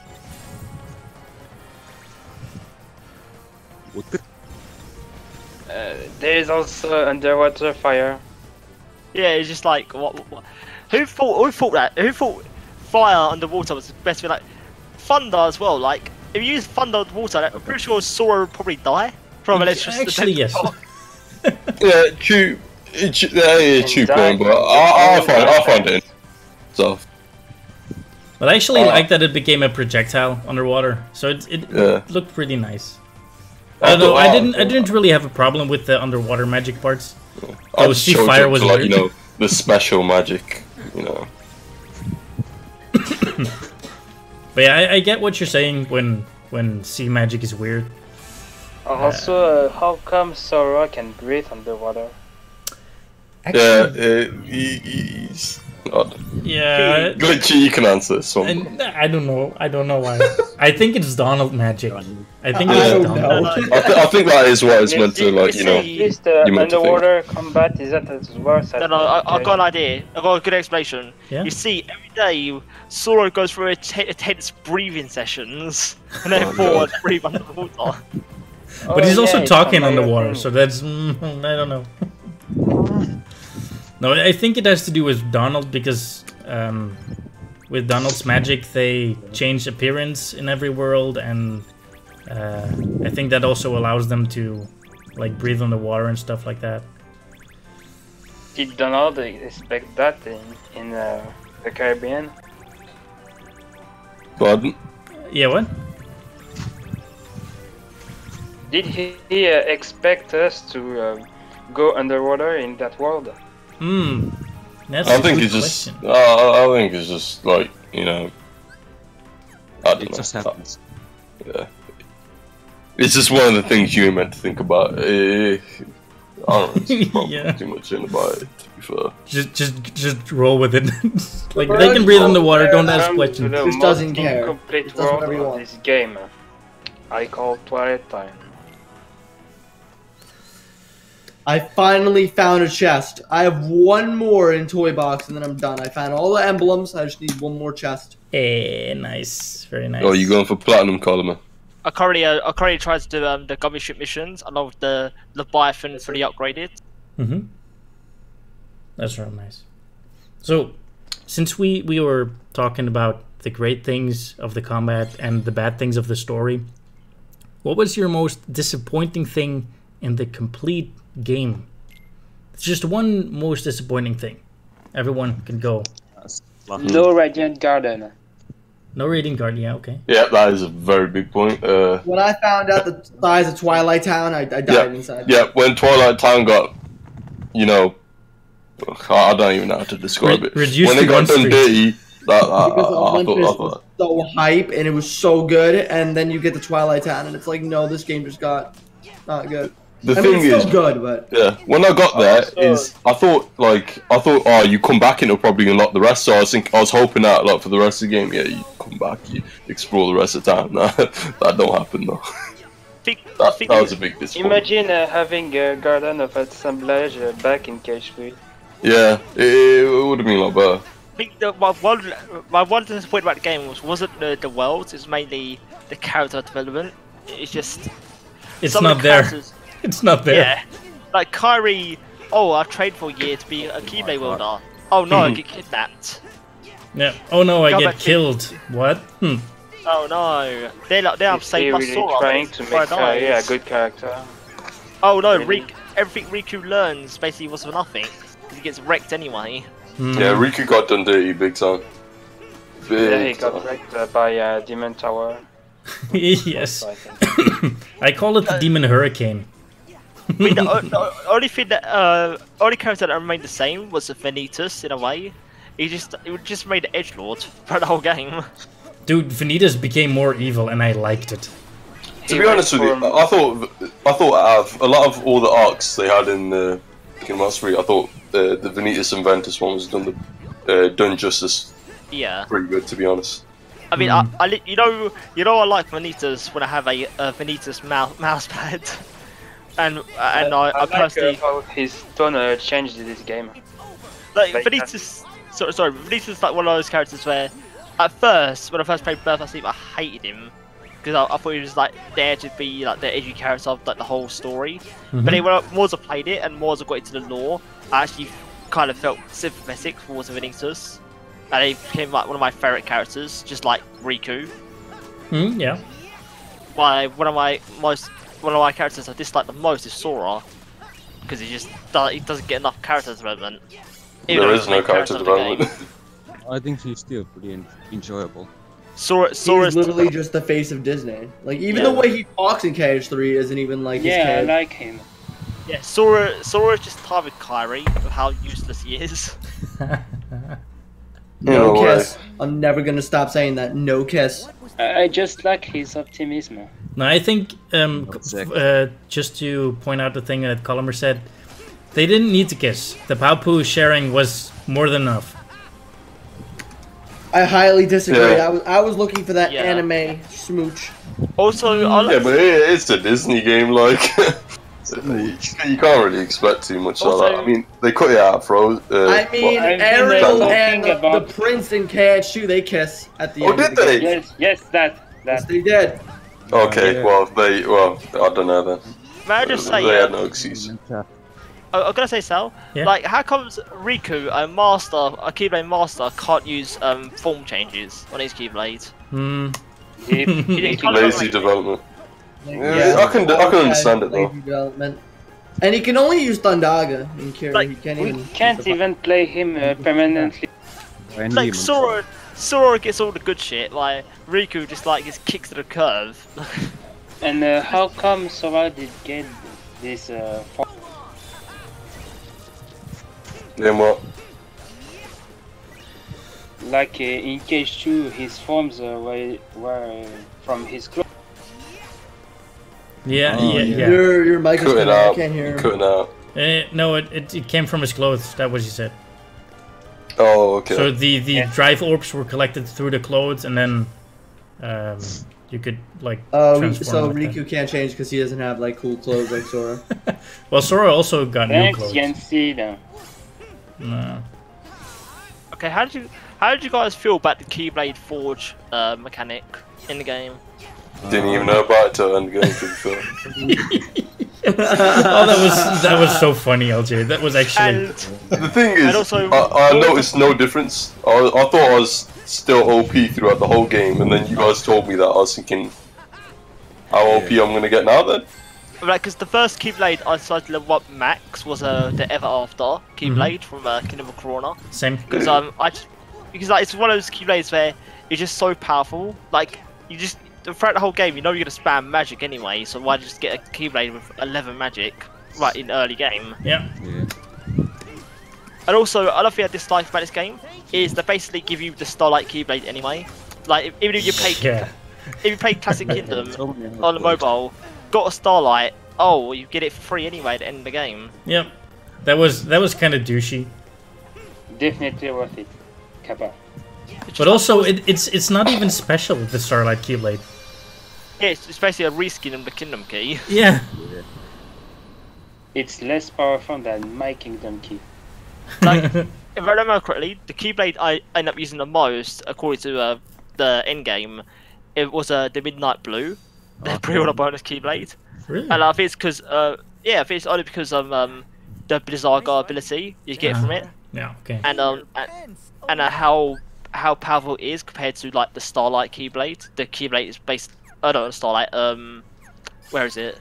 The Shooting Star compared to the Shooting Star. But it's just a much better version of Shooting Star, in my opinion. Yeah. Okay. Yeah. Even though it's just basically modelled after it. It's kind of sad that they all got pushed aside anyway because all the other form changes are way cooler. Yeah. Better. I actually never used Blizzard. Anyways. The Blizzard Blades one, the diamond thing. What was the name from Frozen? Yeah. I never used it. I also never used the one from Big Hero 6. The Big Hero 6 one is broken. It is broken. It's literally all the other forms put together. Yeah, I never used it. When I got the Wheel of Fate, I only used that one. Basically, so my Keyblade setup at the moment is Ever After, Nano Gear, and Wheel of Fate. Yeah. Nano Gear is just basically reflect from Kingdom Hearts 2. Wait, how do you get Wheel of Fate? What was your question, Kalmar? How do you get Wheel of Fate? From Pirates. Yeah. Oh, the one that gives you like storm flag and stuff. Yeah. I forgot the name of it. Yeah, it's a good Keyblade. That Keyblade on that is point of magic though, they have stripped the magic down like bare. There's barely any magic. I mean, I kind of glad at adding water magic finally, but I don't like the way water magic's basically like Aero from Kingdom Hearts 1 mixed with like homing missile. Yeah. True. I don't know. They took out. I thought we were gonna get new magic, like way Homing more. missiles. Well, we did. We got water. Water is the new magic. Dude, I missed magic. Magnet. I really wanted magnet. The balloon was water-based. I missed time magic. Stop, yeah. You know, I thought balloon was water-based usually. Because when you use it to create a dream eater, it grants a water bonus to the. My question is, when I was playing throughout the game with Kingdom Hearts 3, I noticed some of the new abilities in the game was kind of like useless compared to the old abilities. They're just like life improvements, like some of the skills. Yeah. Wait, what do you say? I missed that. Sorry. Some of the abilities, like the new abilities introduced to Kingdom Hearts 3, are kind of useless compared to everything else. They stripped back so many of the abilities they had in Kingdom Hearts 2. Like there was a lot of variants and abilities you could what were really useful, and in Kingdom Hearts 3 there's barely any. Also, there's not a variety at all. It's really bare bones. Also, I'd like to say the battle gates in Kingdom Hearts 3, they're a good idea, but I've seen tutorials already how to abuse the battle gates using shot locks and the focus surge to basically get to level 99 within an hour. Yeah. It's just like ridiculous. Guilty. Battlegate 1, I went from 50 to 99 in 45 minutes. Why battle gates and not portals like in Kingdom Hearts? Probably just a way to differentiate and make it look like something. The French version doesn't differentiate them, and I find that. One thing I found weird about this game is that's the same thing. You have spheres with spikes around them, and that's portals, right? Hey. Sorry, but one thing I hate about this game is every time you find a lucky, every time you get close to a lucky emblem, Dorog, if you say, "Oh, I bet there's a lucky emblem around here," and they don't say this. It's like what? That's actually the worst. I hated the ingredient part. Yeah. This must be a good spot to find why does Donald sound like he's having a fucking aneurysm? Guy sounds like he's about to die or some shit. Especially when he says the Keyblade Graveyard. Guy sounds like he's about to pass out or some shit, man. Can I just say, I'm kind of sad that they didn't bring back the ice cream mechanic from Birth by Sleep. Like, what is makes of ice cream? You're gonna bring back ingredients. At least bring back. Wait, you mean ice cream beat? Yeah. You wanted ice cream beat? Yeah, the best part. Yo, kick this guy out, man. He said too much. The best part of Birth by Sleep. I like the. It would be good if they actually did the it properly. Yeah. If they make you find ingredients for the bistro, at least let me make some ice cream, man. Come on. dude, the breaking the egg part. Oh, that was infuriating.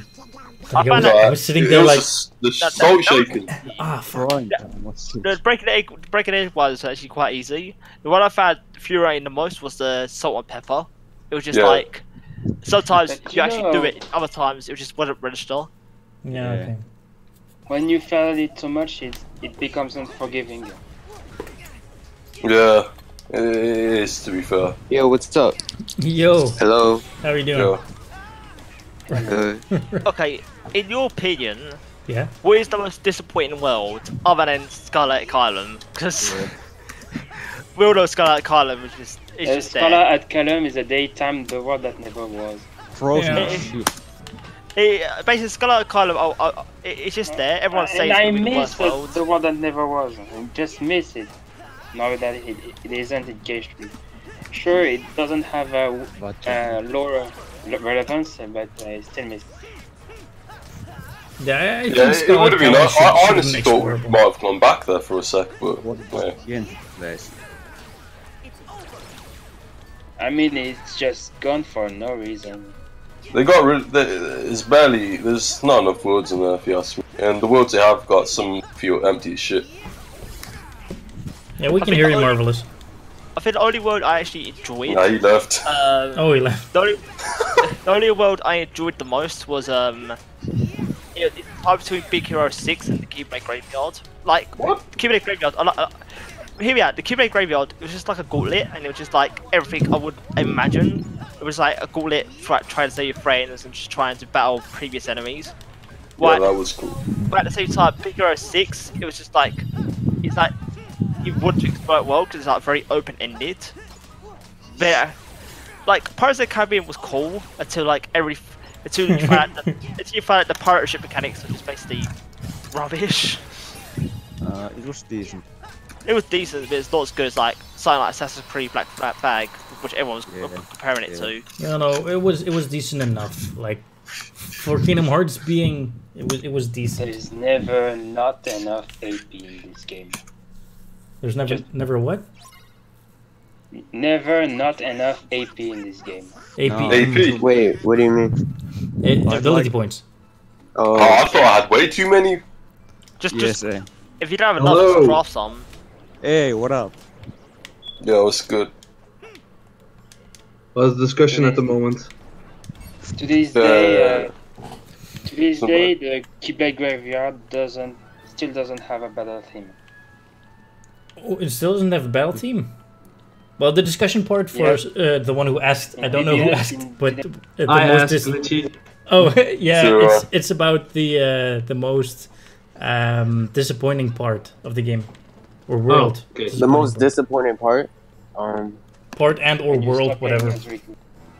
Personally, I didn't play the game that far, but I just saw a playthrough. But what I saw from the playthrough, I think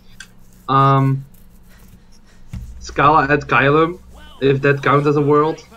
No, it doesn't count as a world. It doesn't Does count not as a count as a world. Okay. So it counts. Yeah, Part of the graveyard. It did in other place, so. Scarlet Kylum is basically the Keyblade graveyard. And the Keyblade Then I would graveyard say- is like the portal to the Keyblade graveyard. Then I would say Keyblade Graveyard is the most disappointing because you can't really walk around. It's just like There's maze. there's a cave with 2 circles at each end, and one circle has 2 battle gates, and the other circle has 1 battle gate, and that's it. Yeah. The only thing I really liked about the Keyblade Graveyard was the cutscene with Terra, Aqua, and Van. Hold it, wait. Did you just say Keyblade Gayard? The graveyard. Damn. What? This is wild. Sorry, go on. Continue. That's the only part I really liked about the Keyblade Graveyard. Just how Terra came back and the theory about that Guardian was was kind of Terra, was Ericus and Terra and that stuff. That stuff was nice. And I think another world that disappointed me personally was either Big Hero 6 or Pirates of the Caribbean. Because Big Hero 6 felt like really empty. Yeah. Or is it just me? Yeah. I really like Pirates actually. Yeah. Yes, it's GTA-like for Call of Duty. And the Pirates of the Caribbean one was like they wanted to do too much with it. Yeah. Like with the pirates sailing and underwater combat. Like if you can't do underwater combat, just drop it. I mean, come on. I'm glad that it was really light amount of underwater. Like some of the the islands and stuff were cool and what you can explore, but other than that, it still was empty as shit. Crabs. weren't the best. Crabs. Yeah, like crabs. Like, why you gotta use crabs to upgrade shit, man? Oh, I don't know about that. But the crabs. Everything is made out of crabs. Every ship is made out of crabs. But also, like I think if I remember correctly, the big boss fight in Pirates of the Caribbean was just destroy the ships. Yeah, that was annoying. Which also was like. Oh, yeah, the last part before the actual boss of this world, I died more than once in Proud mode. Yeah, and then also that flying Heartless boss battle was also annoying. Like it was slow, like really slow. That was that was automated attack. I didn't even remember that until you just mentioned it. To be honest. Yeah. See, Flying it Heartless was battle? boring and it was slow. So. Yeah, it was just That one you got to hop on and ride them flying Heartlesses. Oh yeah, remember the crab mission where you cannot save until you're done? Which one? Yeah. You know the 300 crabs? Yeah. Oh boy, that was a bit unnecessary. I was gonna oversleep just because. But it just felt so. Just from what I watched, it felt like the early worlds were like really good, but then they dropped the ball a bit at the end. That's exactly what it was. To be fair. When we dropped the ball, like. They just not that they screwed up or they were like god awful or something, but just like it just wasn't that fleshed out in my opinion. It was just like okay, we go to this world and I think it happened in Arendelle after Let It Go. That's what I said earlier, and I will still stand by I really it. like Arendelle. Yeah, I feel that. I thought Arendelle wasn't that great. Especially with what it had you doing, it made you climb up that mountain like 3 times for like no real reason. Yes. True. The areas were just repeated, and then after that, the world just got worse, in my opinion. Metropolis was alright, but that was only whilst you're there. If you go there after that, it's so dead. Yeah. It's like it was indeed like I think also after Arendelle, but you saw what was happening in Arendelle, that it wasn't that good of a world. The only thing I liked about Arendelle was like that you really felt like you were in the movie Frozen. Like if you just turned up Frozen, like the real movie, you were just searching for Sora to be in there. So real. That's how real it felt for me. Yeah, they did do that. Yeah, right. same for there Tangled. was no real meaning to it. Yeah, Tangled, same thing. Tangled, same thing. But yeah, I think after Arendelle, after Frozen World, it's like done. Rapunzel's. That big. I didn't notice there's Rapunzel's hair on the tower here and the icon of the. Your mic cut off again, I think.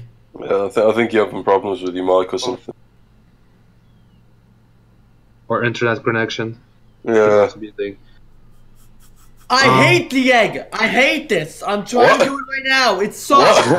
Oh, you do? You trying to open the egg? Excellent. Fucking random. I'm still on my phone though. Okay, can I just say, the secret boss of the game, Dark Inferno. It was terrible. It's terrible. It's just piss easy. Like, come on, guys. Yeah. Oh. I hate the lack. But the game is easy. The game is just easy. Press L1 and R1 when there's a spark on the screen and you're done. Yeah. I'm basically level 37, and I basically already got the boss halfway down to itself. Yeah, like, the boss is really easy. It really is. It's just how much could this game be a disappointment in some of the areas? I wouldn't consider it a disappointment. It's not, but at the same time, it's a disappointment for Kingdom Hearts that I for 90 to a Saga standards. I think there's so much that Nomura needed to do, and it's just he couldn't do all of it. Like I heard the game. I think he's a really good game developer. He just has a problem of he wants to put so much stuff and he can't do it. Like he plans to. Yeah, because he's still working on Final Fantasy VII whilst he was doing Kingdom Hearts. And I'm not saying that's an excuse. Final Fantasy 15, and now he's doing 7. Like he's doing 3 games. He didn't really do 15. He did like some of it, and then he stopped. And then he actually started the story of Final Fantasy 15. Yeah, Versus 13 was actually it was pretty far in, but they scrapped the whole thing. This is the thing. Like, when it's always the end of a saga for a game, people have high expectations for these sort of things. That's true. So, that's true. 100%. Like, for example, Devil May Cry. The Devil May Cry 5 saga, whatever it's called, I forgot its name. It's ending in March when Devil May Cry 5 comes out. That's just scary to me because I'm in my head I'm thinking, is it going to be like another Kingdom Hearts 3 where it's going to be like everything's going to be resolved like at such a quick pace to the end, or is it going to take its time? The thing with Devil May Cry is it's one focused game. It's all about the characters. And here in Kingdom Hearts we have Disney World, so every conflict was solved within that world, and nothing Kingdom Hearts related was solved within that world. It was all solved within Keyblade Graveyard, and it was all solved within 4 hours. Maybe the Disney World were more related to the story. Like if they had a halfway point like Hollow Bastion in the game, then maybe they could have balanced it out a bit more. Remember how Ariel betrayed the king just to get what she wants, just like Riku did. It's like during the halfway point, they could have at least like brought Cloud and all into the situation, talk about the situation with Cloud in the Kingdom Hearts 2. And then basically clarify some stuff with the organisation members like Demix and all that, and what happened to them. If we could go to Radiant Garden and actually talk to Ienzo and figure out some stuff about the heart itself, that would be awesome. And find the Cavern of Remembrance again and fight some data battles afterward, that would be awesome. Yeah. I think my personal take on the story is like... does it still exist? Does the Cavern of Remembrance... Normally it should be. Yeah, that shouldn't change. I mean, the Radiant Garden is back to speaking of that, Aqua's armor and Keyblade never got mentioned at all. Yeah, exactly. Yeah. Like, come on, yo. Down there, like, what the Yeah, it's at the place where Xemnas talked to his friend. Yeah, but Yeah, something I they wanted should to have say. mentioned it. Yeah. What I want to say about the story is like, it is already said that Nomura. I don't think he's a great game designer from my perspective, but he wants to tell a really engaging story, and this is already said. But he has just too much of it, and he wants to add more and more and more to it. But now that you can see, and you have played Kingdom Hearts 3, there are so many plot holes in it. Like, come on, everyone was waiting for a closed chapter, so to speak. So everyone was thinking like, okay, most of the questions will be answered here, and maybe one or two will be left open for a continuation. But personally, I saw it coming that the black box wasn't gonna get solved in this one. Oh, me either. Because it's so intertwined with Union Cross.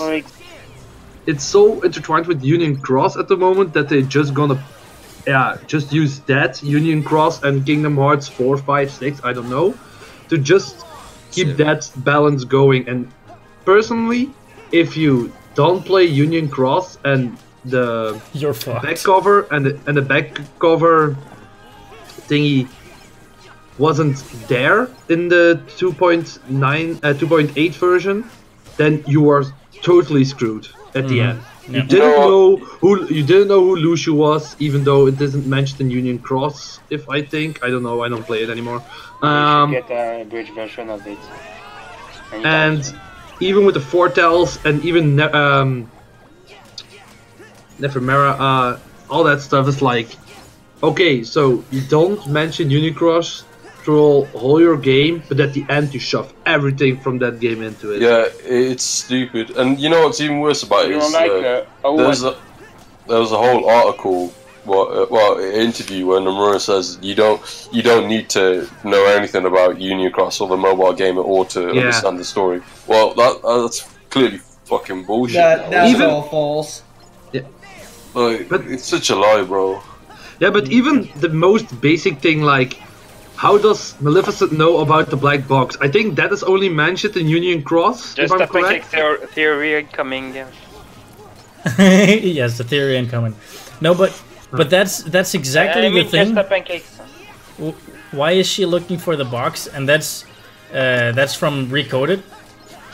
But there's still nothing about it in Kingdom Hearts 3. Like nothing. They need to cut Maleficent PR. Nobody gives a shit about it. They failed to make prominent characters. Just kill her again. You did it once. Just get rid of them. I remember the original theory wasn't the box. It was the Keyblade. Maleficent, what are we doing today? Absolutely nothing. Because on the box that everyone said, oh, it's a Keyblade, and it said Key Super on the top of it. But now that Xehanort actually forged the Keyblade, it's like, can it actually be the Keyblade? Or the Chi-Blade? I don't know what it is in the box right now. I actually some kind of plot hole device. It's there. Yes, Tarmac. Who expected him to be the hardest story boss ever? Pretty much everyone, right? But he wasn't. Imagine this: in the box, it's actually Kingdom Hearts. It's another version of Kingdom Hearts. No, I think Master of Masters' heart is in the box. Yeah, I agree, Glitchy. So his essence or soul or. So you mean he's a nobody? No. Wait, so nobody? No, what I mean is lingering will in the box. What I mean is, you know how Xehanort cast out his heart to travel to where there's a version of him. I think he cast out his form and put his essence in the box, and then he could actually travel to a time where he is there, and Lucia will bring him there. Like if Yet this dude is too that makes sense. Yeah. Yeah, I think that too. The hearts make sense. So I mean, I created that theory like 2 years ago. See, the Master of Master is too expressive to lack of a heart. This just hurts my head. So it's like the whole plot of Kingdom Hearts. It's just like, please, just like make it simple and clean. Hey. To be fair, I don't think it's that complicated. I think the loose ends of it what make it a problem. I mean, other day in college, I had a debate with my friend. What's more complicated, the lore of Metal Gear Solid or Kingdom Hearts 3? Yeah, they're both equal. They're both equal in the end. Yes. Yeah, but I think most of the plots are done, if I'm correct. But like, I had a list. I typed a list in the spoiler chat. Just how can Shion? But there are a coexist lot of with Sora? spoilers still open, like plots. No, That's the big question. Seriously. Sorry, if anything, Kingdom Hearts 3 creates more plot holes than it solves plots. Yeah. And like, as I said earlier, the whole Shion situation, like how is she back?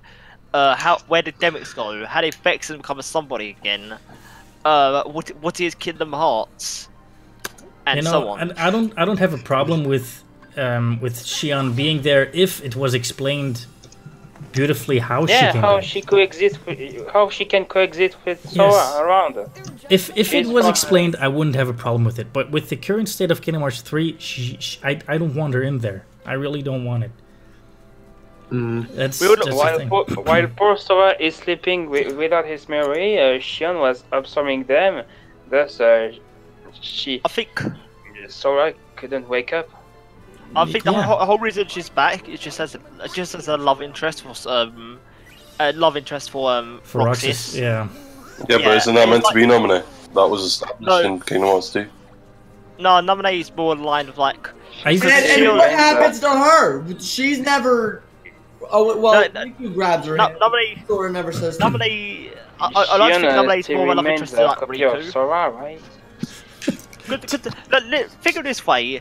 Roxas only knows Nominee for about, let's say about a month. Why Roxas knows Shion for about a year, so Shion makes more sense as a love interest compared to Nominee. Well, I think Shion would be the love interest for Lee, actually. For who? For Lee, actually. Oh yeah, I could agree. See, like. There's it's an age gap, boy. Isn't he too? Yeah, that's a little messed up. I mean, he's supposed to be like what, like mid-20s, and she's supposed to be like 15. That's not a problem. It's like how old was he in it's like me saying Nominee is a love interest for Riku. Yeah, why not? Which is, I think that is confirmed, or at least it seemed that way. I don't see anything important from them, but in Kingdom Hearts 2, I think it's pretty plainly established that Roxas and Nominee like each other, especially towards the ending. Yeah, but it's just because Sora and Kairi like each other, then exactly. And it's also because Nomura didn't come up with Shion yet. Like Shion wasn't even a thing yet. Yeah, but it's just the way it's set up now, isn't it? That would be weird if Riku dated Shion, because that would basically mean that he would date Sora. Yes. So that would be weird. That would be weird. You can probably make some awesome fanfic or something out of that, but I don't want to see that. How is Riku feel? Like Riku would just say he fall in love with his best friend's memories. I like your memories, bro. We got some good times together for sure. Wink, wink. Yeah, wink, wink. Your memories. Before Kairi, wink, wink.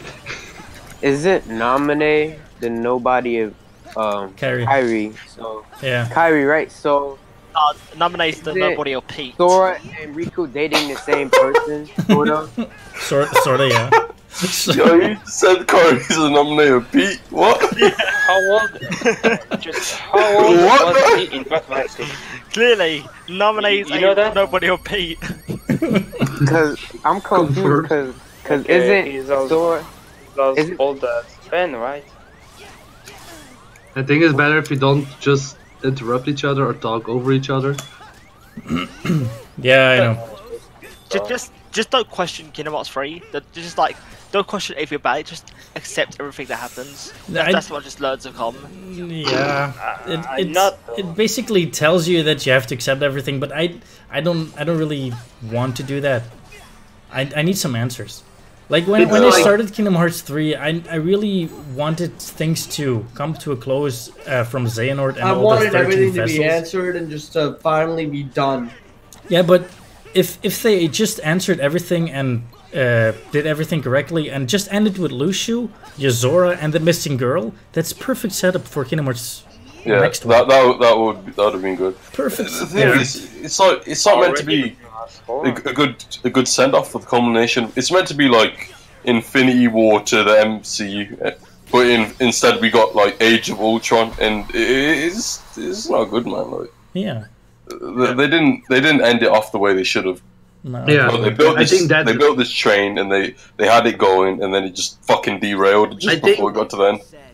I think that is the biggest part we can take from it. Like, it doesn't feel like an end of a chapter to me. It just feels like, oh, it's just a break or something. Like, okay, we have the end of Xehanort. Okay, that's fine. But like, which stories like really ended? Like, most of them didn't. Only Xehanort ended, and the rest is only left Xehanort open. ended. The rest is open. And I think that that's Xehanort Saga.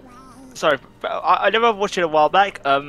Like you got those lists of, like usually like the top 20 highest boss in like Kingdom Hearts 2, and like we'll rank it like weakest to hardest. So then recently I just watched like ones like the top 20 best like female characters in Kingdom Hearts 3, and the thing is, the guy who done this, he generally does like Kingdom Hearts 3. You tell it, but he puts like the girl from the Yozora, the Fern and Rex game at number 1.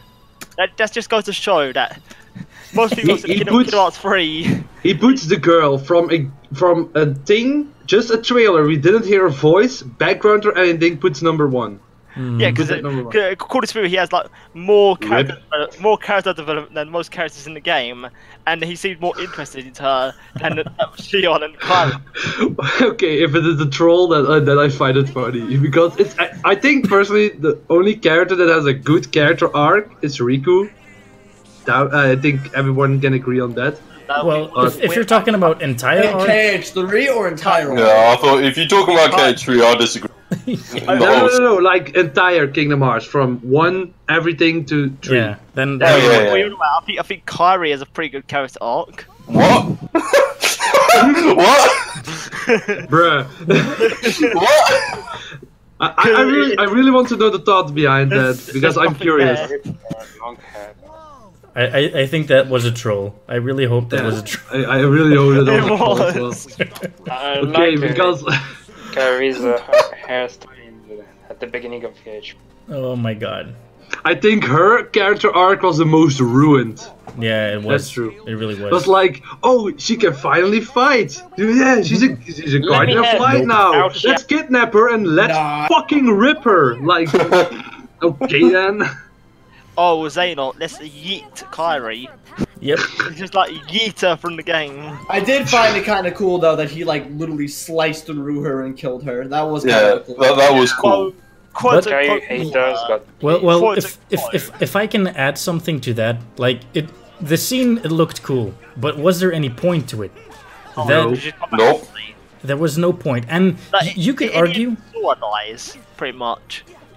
Until K4. Yeah, but you could argue that that you needed light and darkness to clash for Kingdom Hearts to be opened, and that Sora had to hit Xehanort's Keyblade, and that he killed Kairi so that Sora would attack him. You could argue that, but why don't you show something visually for us to confirm that? Like, when I thought it was because Demnix wasn't there. Like, he was supposed to be one of the 13. He didn't show up, so I thought Kairi's death was like a replacement.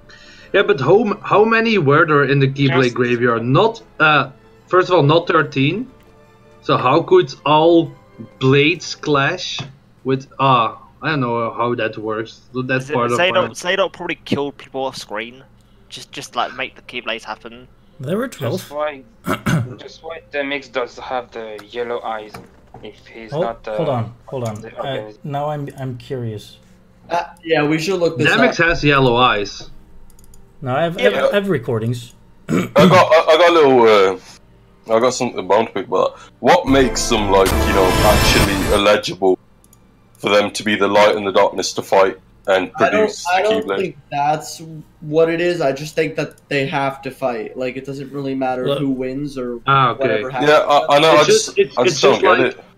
It's just like a guardian. If a guardian of light clashes with a darkness, it's connected. Doesn't mean how many times it happens.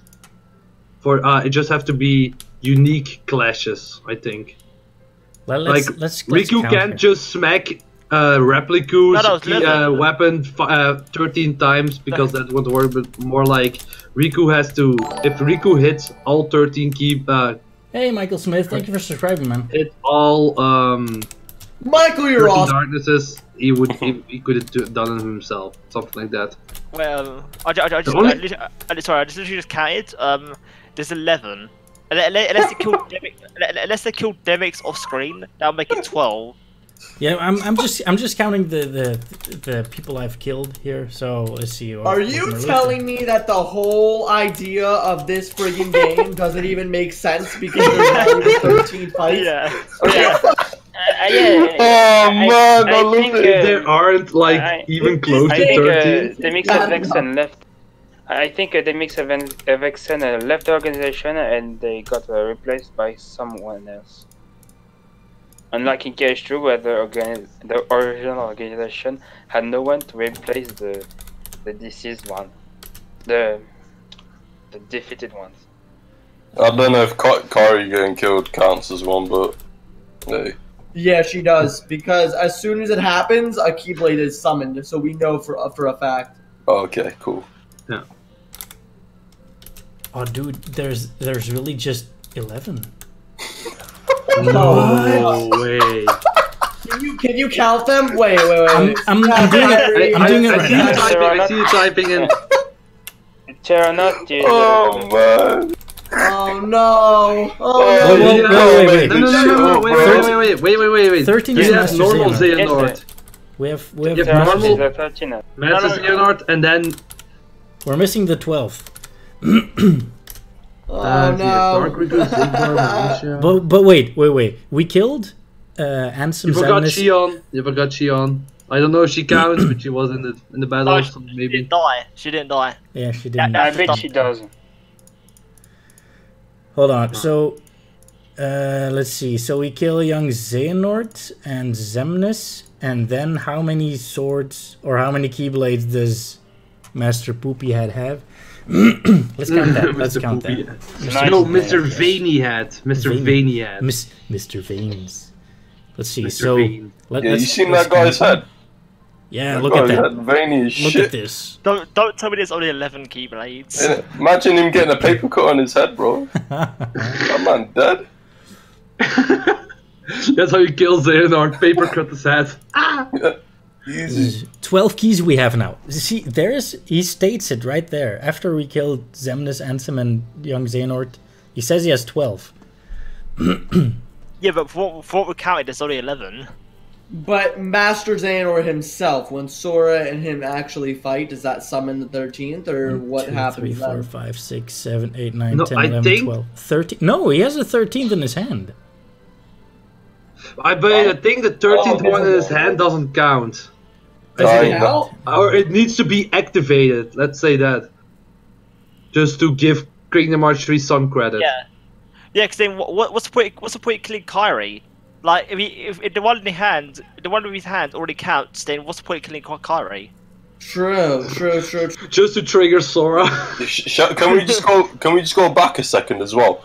Since when did they have to be 13 no names? Because that was never established. That was just brought up Yeah, that around. doesn't make any sense. Oh yeah, the dude can duplicate his Keyblade. Yeah, So that was ass pulled, man.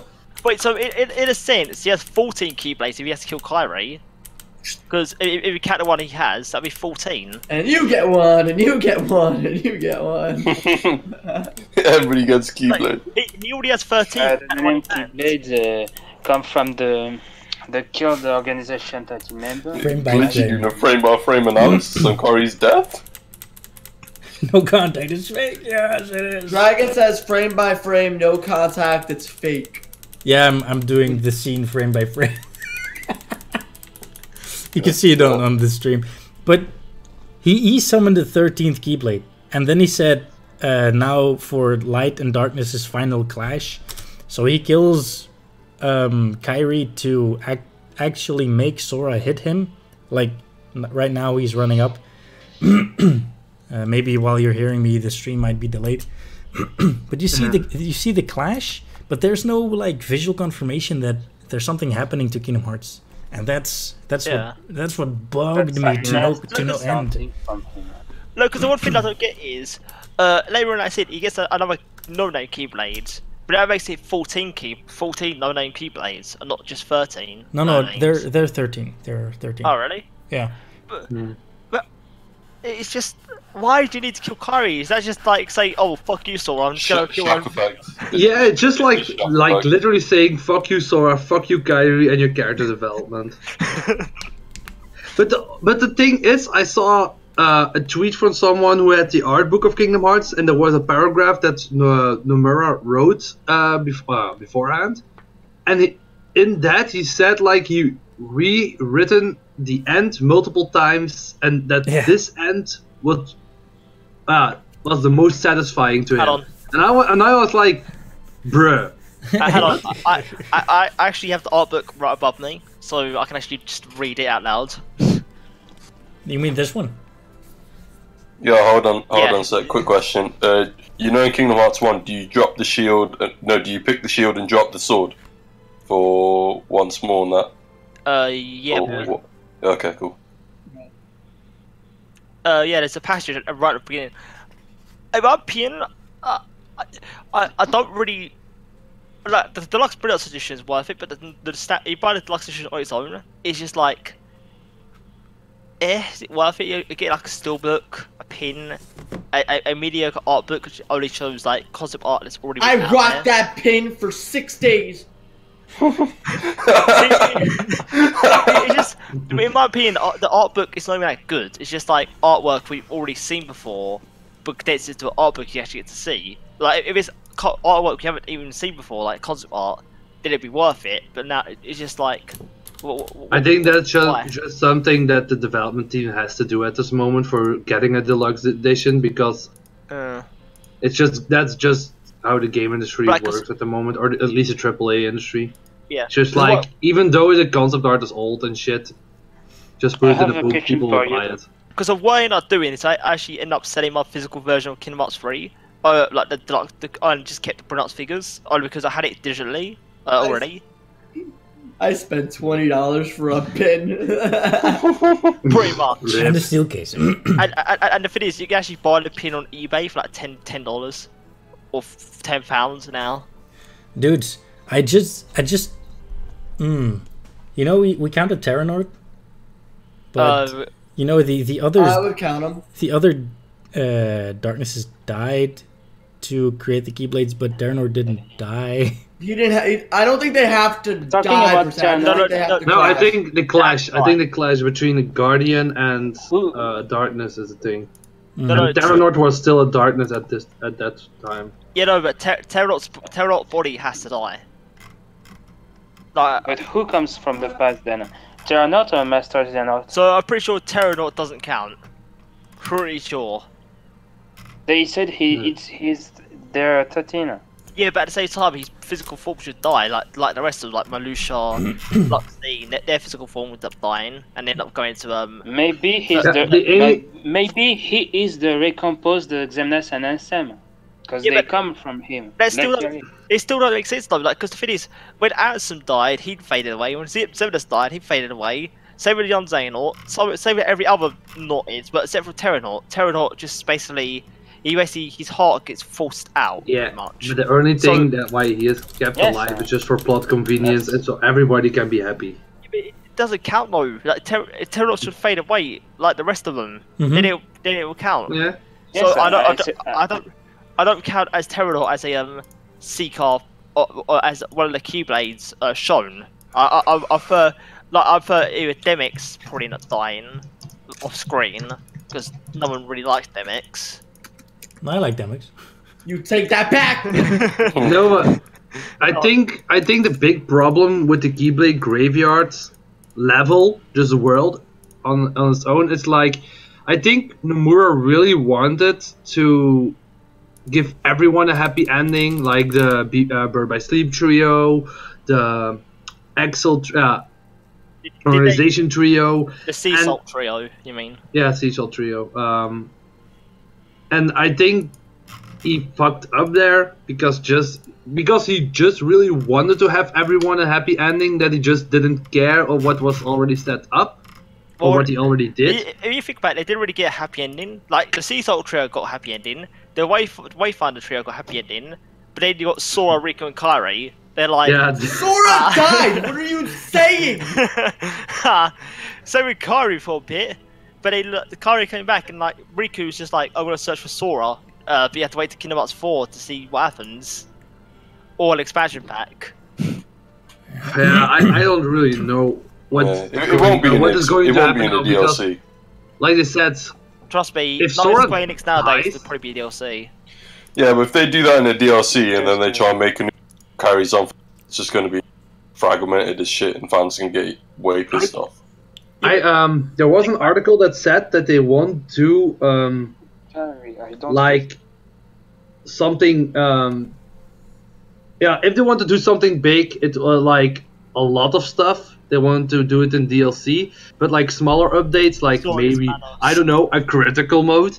They would do it in like free DLC, like free updates or stuff. Damn it, Glitchy! Just watching your stream and just see you replay Sora getting snapped. Yes, that's just I've rewatched this scene many times, and since everyone thinks that Sora just died here, what I think actually happens here is they're just looking at Kairi, like Sora isn't there. Yeah, I agree with that. And that Kairi just thinks about Sora, and then he vanishes because he's not actually there. That he's still in some place. I actually kind of think the opposite. I think he's there, but he gets teleported to the Reaper's game, pretty much. No. Along with your because that kind of makes more sense, because the Reaper's game requires people to die in order to participate in it. Yeah, kind of. I think I think that it's just Kairi sitting there and she just remembers Sora. Because maybe if you want to go that route, maybe she has a fragment of his heart in her because of their close bond or something. But I think that's just Kairi sitting there and she just remembers Sora and maybe his sacrifice, and maybe he tells in Kingdom Hearts 3.5, 3.2, 4.6, I don't care anymore.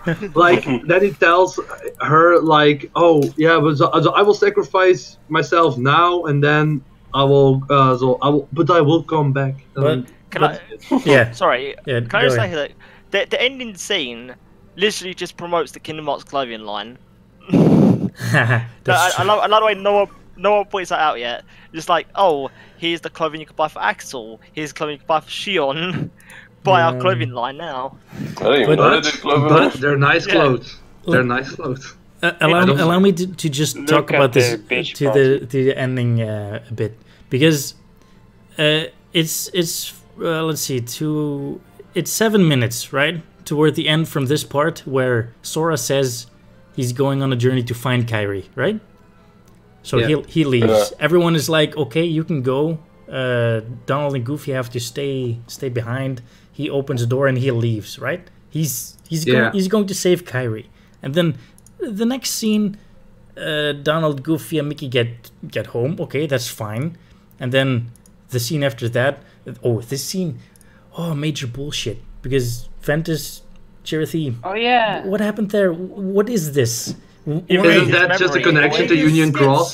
They skip so much. We don't have Disney Castle in this game. Yeah, but play the mobile. Play 3.5 or the mobile game. Yeah. But isn't the Charity and Ventus part just like for Union Cross, because Ventus is also a dandelion. Yeah, I know, but even though in that game. Years old. But that's what he's trying to say. But does this really actually confirm that Ventus remembers Chirithy, and that's the problem that I'm having? Yeah, true. That part is in that part I can agree on, that was bullshit, because I was also surprised, but then my first reaction was like, oh yeah, it's just like. Sorry, I can actually title it now: Kingdom Hearts 3.5: A Fragmentary Memory. It has to have something with the computer team. Remember, BBS, COM. But dude, guys, another thing about Land of Departure, Wasn't that shit meant to be broken up and all fucked?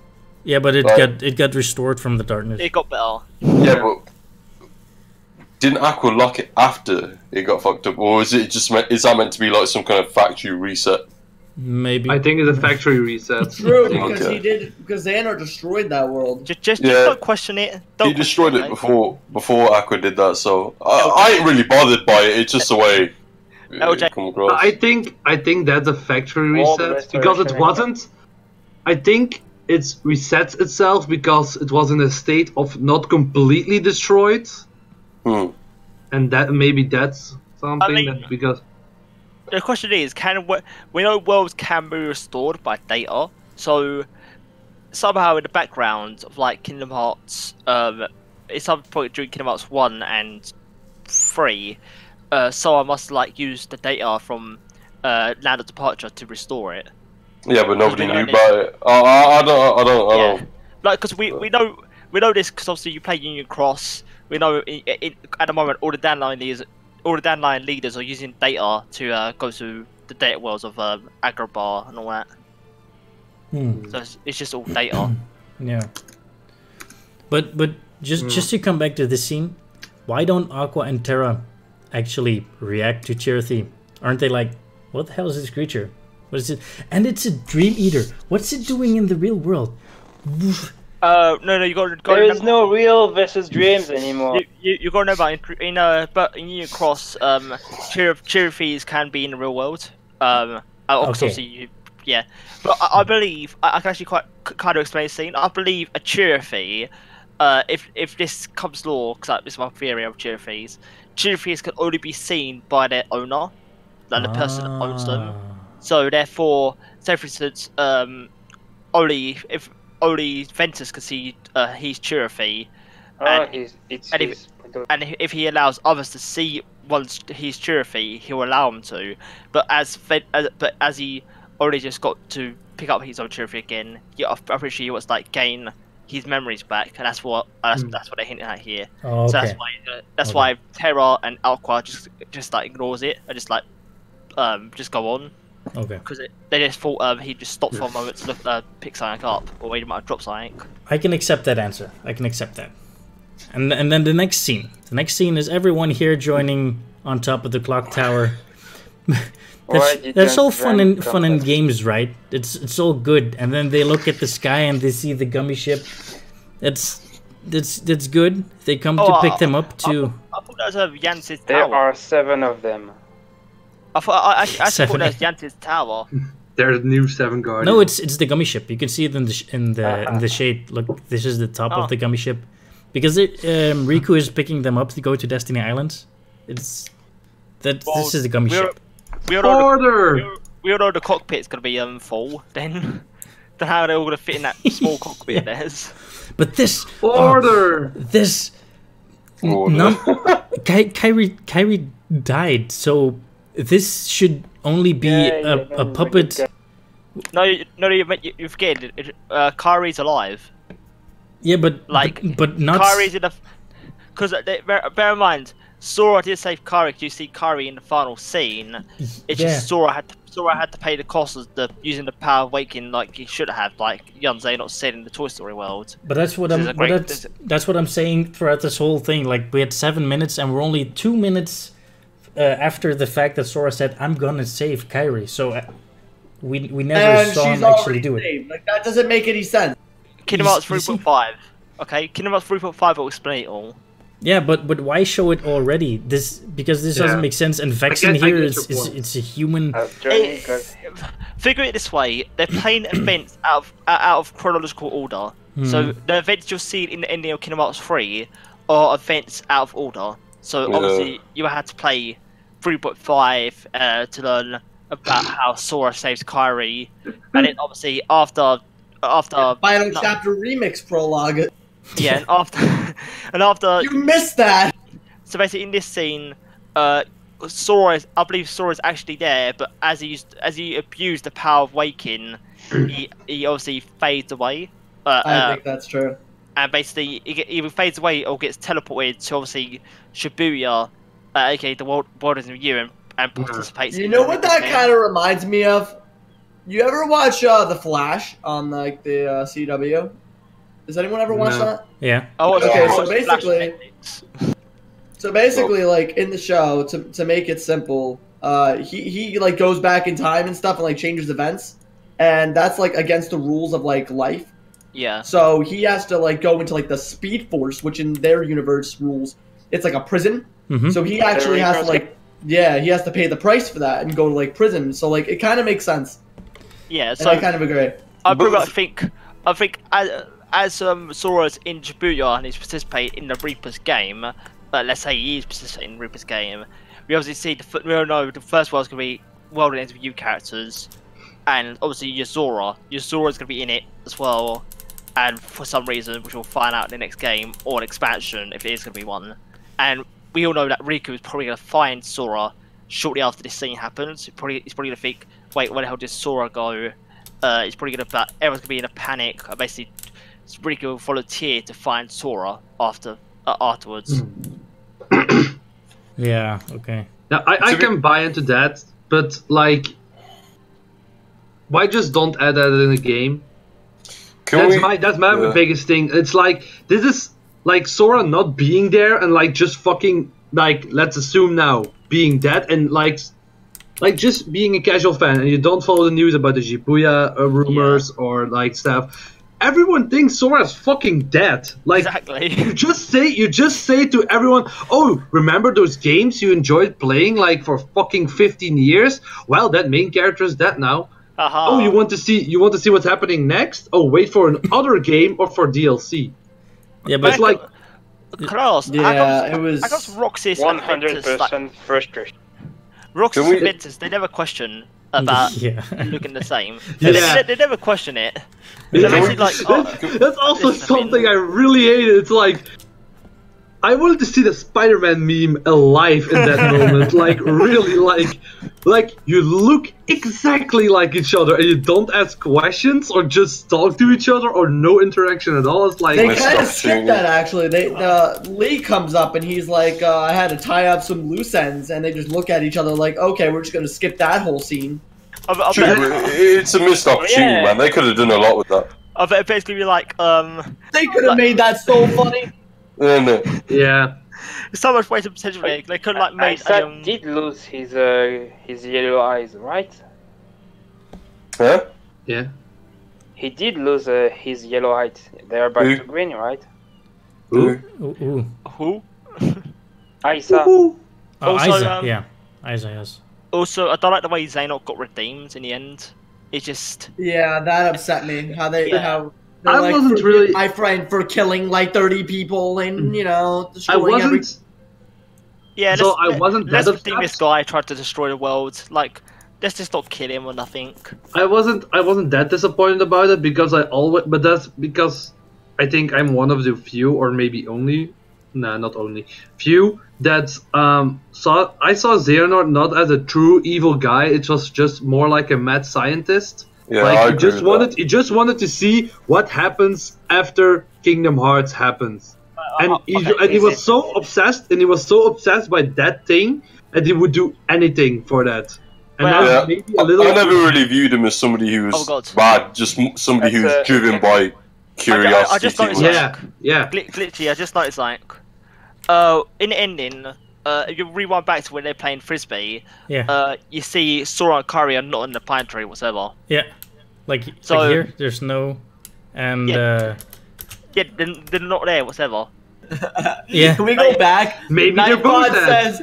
Nightbot says Kingdom Hearts HD 3 remake still development, released 2077. Yeah, so I'm actually excited to change my theory a bit here. I think maybe they're hallucinating Kairi and Riku being there. I don't really think they're hallucinating. I think they're remembering. Yeah, hallucinating that sea salt, man. Trips. They aren't that good. Because it wouldn't make sense. Like, what's the point of like showing that if Kairi and Sora are there, they would have showed them in like this bit of trailer, this bit of the ending right here, but they didn't. Mm-hmm. So it's either they're remembering them, or they're basically giving hope that Sora will find Kairi. The strange part is this: like, you know, Donald, he sees something, and then Goofy stops him, and Mickey is like, no, leave them be, or something. I'm not sure. Yeah, that's a red herring. I would like to bring that. Wait, what happened? I thought when I just saw that and didn't know what was going to happen after, I thought that was just Sora coming out of the water with Kairi. I just thought that, and then you see that other scene, and that's one. What the fuck? I do gotta say, Shion's casual outfit looks slick. Yeah, that's Side note. Look at this. Look at this expression. We have Donald, and he's like, huh? You know, he's like, what the hell is this? And then he's like, oh yes, let's go say something. Yeah, I agree with that. And Goofy's like, Donald, what you doing? It could be a red herring. Like I like, because I remember in games and films, if you don't see a body, they're not necessarily dead. Yeah. That's like the golden rules out of films and games. Like, if you don't see a body, they're not dead. Yeah, but we saw bodies of Shion and yeah, but and stuff, and they are still not dead. But maybe Mickey is here, like, so no, there's nobody there. Yeah. And everyone is like, let's remember them, or I'm not sure. Yeah, it's just it doesn't matter how you it's see maybe it. Red herring, or maybe it's like it's Sora's heart trying to reach him in a way, or calling for help. Yeah. Glitchy, if you go back for just a moment to the Riku shot, I think they don't even look at the palm trees they are sitting on. Because if you see Riku looking, then you see only Riku. Only Riku, just a little bit further, I think. Then it's like it doesn't even look at that part of the island. No, this is the bridge. Oh yeah, I see what you mean. I actually, yeah, okay, because it's totally different. Or angle. maybe it's just Nice. Yeah, I think just because what is on the left of him, it's where the bridge begins, and then you wouldn't look at the island because the island is a little bit, Like, I don't this know. is the thing.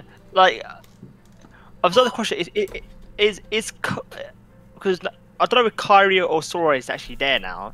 Because now I rewatched this trailer through the stream. It seems like Kairi is not there either. It's just like their fragment memories of them. And maybe Sora is trying to acquire for help from like Riku, and that's why you see him in the secret ending. That's a possibility. But why does Kairi stay there? Oh, maybe it's like an omen that Sora managed. Kairi is too evil. No, that Sora managed to get Kairi back, but then had to stay in that Riku Somehow. again. And That's his how he punishment. vanished. Like, he saved Kairi and all and everybody, but Somehow like he brought. Can we just Somehow link back to that for a second about the whole power awakening thing? Because obviously it was established since Doom Drop Distance and Master Yen Sid was banging on about that to Sora since that game.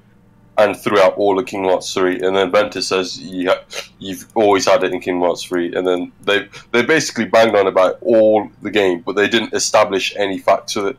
They didn't establish like what the rules are, what the rules ain't with it. And if there's such big rules to it, wouldn't Master Yen Sid have told him that when he was like saying you need to get you need to get that power to help so and so?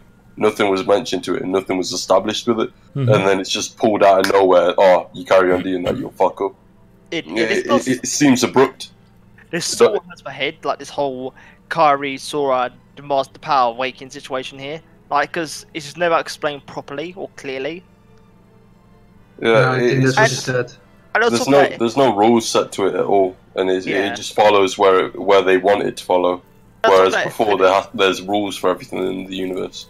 But how does the chess game play into all this? Because I feel like Jon Xehanort and Master Eric, or Jon Eric, knows about the events about to happen, even though they're best just playing chess. Yeah, I just view that as foreshadowing. Yeah, it's just foreshadowing. It's just like they just play a little game of chess, but it's just like so constructed that it feels like it's connected to the story. But actually, when Xehanort wins against the chess game, Eric is like, no, it just like gets new pieces. Some of the sort of balls. It's just like, what is this all about? Like, why are you cheating? He found Google, man. Found that strategy online. I don't know how he comes to that, but that's not mentioned, and I think that's just a detail that like that's more like a foreshadowing tool. It doesn't have anything to do with the story of Kingdom Hearts. It's just like it's just visual representation. Visual representation. That's like why the ending is also a bit hype, because you know, if you see to the chess pieces, the dark ones, you see the foretellers, and then you see only Sora. So there's only Sora versus the other 7 pieces. You only see Sora, but remember the part where Sora was left behind and he said, watch this, and then 7 other pieces came behind Sora, so I think that might happen in the... Can I just say... Yeah, true. And at least Nomura got one thing right. For the game release, in an interview he said the ending is going to be hard to accept. And look at us now. Yeah. Look at the speculating. For real. The only thing I don't like about the ending is, and that's about the game in general, and we already said this, but I just want to emphasize it again. The thing is, it doesn't closes anything. It just leaves... There's no closure, that's true. There's no closure. It's like, oh no, it's another opening. What I expected from Kingdom Hearts 3 was, it closed something. It doesn't mean like it needed to stop after that, and just some lingering things that were open, just like the black box. Sora knows there is a black box, but what it is, he doesn't fucking know or care. And if it just let that scene play out with Zigbar bringing Lucio and stuff, and the black box. Just let that be. And I was fine with that. And Sora not dying and Kairi not dying. Just let that out. Just let them go to Destiny Island, have a little fun, and that's it. It definitely ended Xehanort. Like, we know for sure now that Xehanort is done. But it didn't feel like the end of an era. It didn't feel like that closing chapter. It just felt like a pass by. Like, if you go on a tourist trip, it just felt like a next stop. It felt more like a middle game. It felt more like a setup for KH4. That's all it is. I'm going to say this now. In 2.8, when you had the keyback cover movie about the foretellers, I knew for a fact that in fact, somehow these guys are going to play a bigger role in the future. And now we know they're going to be the antagonists, potentially, along with the Master, because obviously through the chess pieces, you see Lucio's chess piece, the seven foretellers, and we also see the Master. Mm-hmm. So, like, the question becomes, like, is there going to be, like, 13 Seekers of Light now, since you got, like, Shion, Roxas, and all like that? No, I don't think it'll work like that. No, I think they're gonna stir away from there. Yeah, I think how I see a future games, and I mean, I hope just it goes like 4, 5, 6, and not like 4.5 and stuff. But how I see now Kingdom Hearts as a franchise at this moment is Sora is gone for a thing, and that will be fixed in DLC or maybe 4. And then his new adventures start to build up like they did in Kingdom Hearts 1, like introduce something to go on, like there's an evil, and they're gonna build up on that. I think the thing is with Kingdom Hearts 3, it feels like Avengers Infinity War and Endgame in one game, but just with like too many open. After that, it just starts off from kind of zero again. Do you guys think that? Go ahead first. You can talk first. Yeah, I mean, like, I'm hoping you are expecting Kingdom Hearts for now. Kingdom Hearts 3.5. Let's say Kingdom Hearts 3.5 was like 5 years time.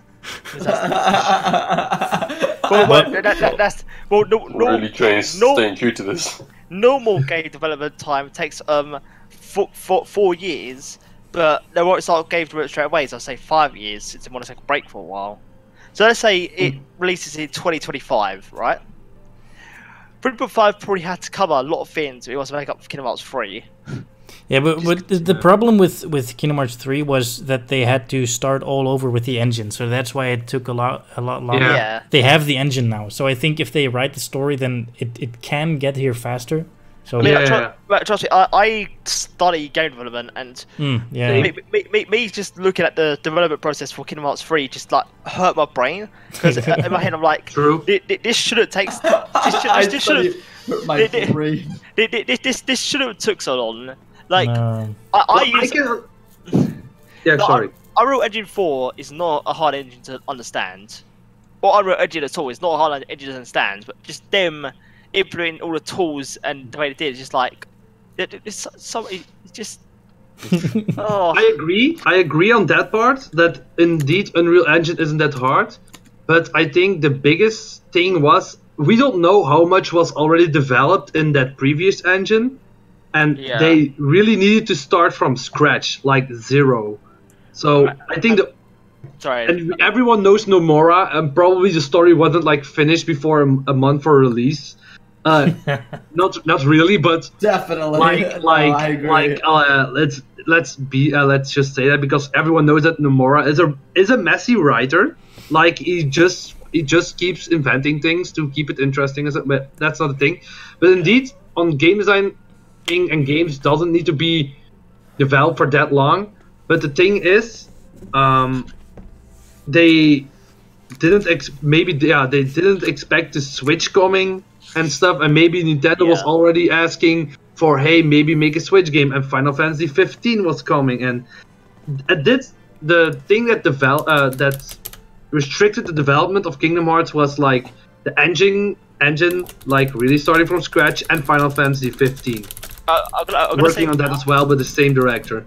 I guarantee you now, Kingdom Hearts 3. Think this way: they released a Kingdom Hearts game on every platform. Like you got like the phone, you got the PS4, you got the DS, and all that. But one platform they haven't released it on yet is PC. Just imagine Kingdom Hearts 3.5 is a PC exclusive, only on the Epic Store. I mean, they put Final Fantasy 15 on the PC. I don't mind them doing it. They will put it over on PC. Yes, that's why I'm also expecting that they will push it over. They will push it forward on the Epic Store, Nintendo Switch as well. Just because of the reason. Just because of the reason. I want Sora and Smash. That's the only reason why I want it on. And they will only give characters a pass on the Smash if it is played on the Nintendo system. That's why I'm also thinking that Persona 5 is coming on Nintendo Switch right now. To be fair, I don't think Kingdom Hearts 3 is going to come on Switch at all. I don't think it'll run a Switch. PC. The collection might. I don't see it coming to PC though. A downgraded version might be coming. No, I don't see them doing that personally. No, because PC, if they release on PC, they have so much options. They have like high unlock frame rate, 4K, mods. Oh, yeah, but the thing is, they ain't got their main audience ain't really there. They don't have much of a reason to put it on PC. It's a really niche, small audience who would want that on PC, and they probably wouldn't do that. I mean, I'd be welcome for them to do it because I'd love it, but I don't see it happening at all. I mean, I can't see it happening because they released Final Fantasy 15 on PC, which I never thought was going to happen because I thought it was going to be a console exclusive. So I reckon it could happen, but it'll take a while, like they did with Final Fantasy 15. Like I think they will release all the content first for consoles. After all the content is released for consoles, then they'll probably release it on PC. Like they call it like the Kingdom Hearts 3 Windows Edition, like they did with Final Fantasy 15 Windows Edition. I see an import happening from Kingdom Hearts 3 on PC. I see that perfectly, but I don't think it goes PC exclusive. Yeah, Kingdom Hearts 3 port I can see, but Kingdom Hearts 3.5. I don't want it to be a exclusive on PC, but seeing how Square Enix released it on like the Game Boy Advance, the DS, and all that in the past, but not the PC yet, it's kind of worrying. So can I ask you guys all a question? Can I change the topic real quick? Yeah. So like, we know that like the new KH4 or whatever it is, right? He's in like the Reaper's game. He's with Yozora, all that stuff. And he's with Riku, but we don't see any Disney whatsoever. Do you think that now, like after No. the saga has ended, they're stirring away from? They No. can't. They won't do that. Nah, They they can't do can't. that. Won't do Are it. It's they, like making a they different can't. game. And Disney the- owns it. They're gonna want their presence in there. The main attraction to Kingdom Hearts for many fans is like the combination of Disney and Square Enix characters. Even though we didn't saw that many Square Enix characters in 3, but it's like if you just grab the whole Disney parts and like Nomura specifically saying to Disney, I want a pixel world in Kingdom Hearts 3, or there is no Kingdom Hearts 3. And they did that. I don't think they will just ask that and then like, oh, I don't need Disney anymore. No, what I think could happen is that they will create Square Enix games like The World Ends With You 2, and then Star Sora in there, and have it and then there doesn't need to be Disney because it's a World Ends With You game. Yeah. Off the back of what you said though, Colin, I am a bit worried about because they've made obviously they had got all the Kingdom Hearts characters, but like in the secret movie, it's just Riku and Sora. Are they going to chuck all the original Kingdom Hearts characters to the wayside now that that's all done, or like I wonder what's going to happen? Right, I wonder what they're going to do. I think they'll be there as supporting cast.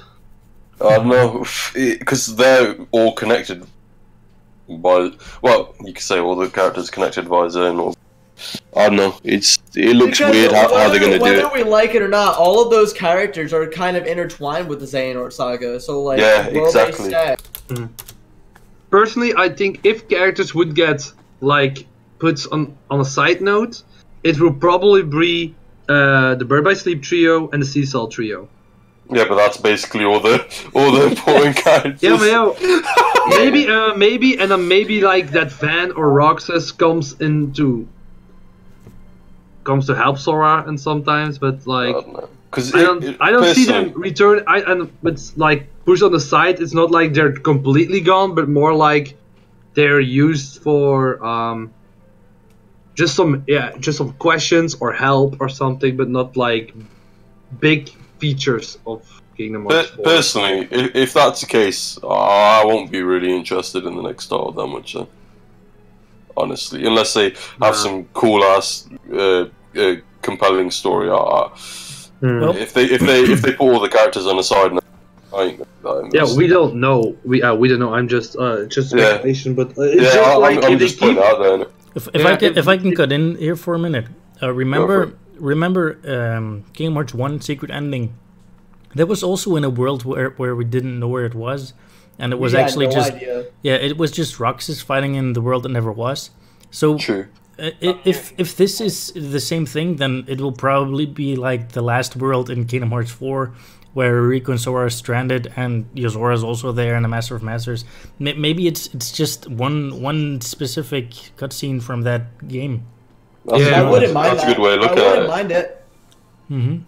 Nice perspective. Yeah, got a guy. Some thought that this Roxas, this hooded Roxas was Tidus. But guys, I have this screen open. I don't know if you're watching the stream still. Yeah. But it's the pieces in the epilogue. We know that these are the foretellers, and this is Lucio because of the heart and transfer hearts and whatever. But I think this is the Master of Masters. What do you think? Is this? I think does it resemble this in reverse? I think it is reversed. I think the goat one is Lucio because of the no-name Keyblade, and the other one is the Master of Masters. You think so? The heart one is the Master of Masters because of the heart is in the black box. To go by that. Why is it so small then? I think it's Master Masters in the middle of that. It don't make sense. There is this. Yeah, Master Masters has to be in the middle. But what about no heart? Where did it go? They didn't.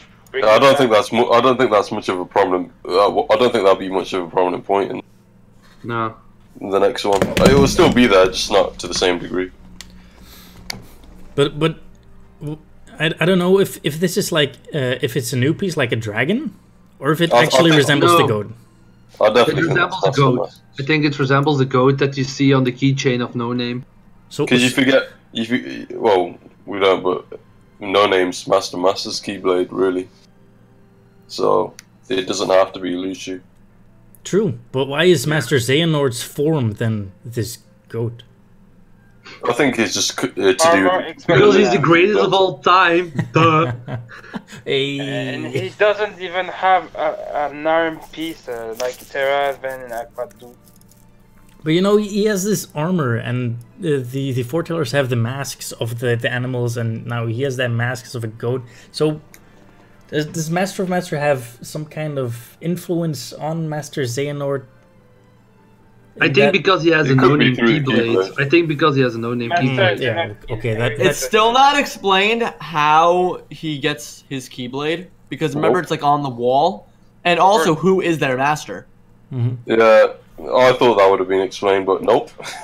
Yeah, Caesar. I think that is also something they can go on, like Kingdom Hearts 4 and 5. That's actually not a problem for me, since this is gonna work into that. I hope. I really hope so. That's why I'm not too. That's why I didn't really mention. Yeah, I mean the epilogue is really good. I don't have anything to say about that. The ending, though. Yeah, it's like the ending was like. The epilogue was nice with the reveal of the foretellers. That was nice, but like the ending was. The ending is mad confusing. Lushu or Zigbar?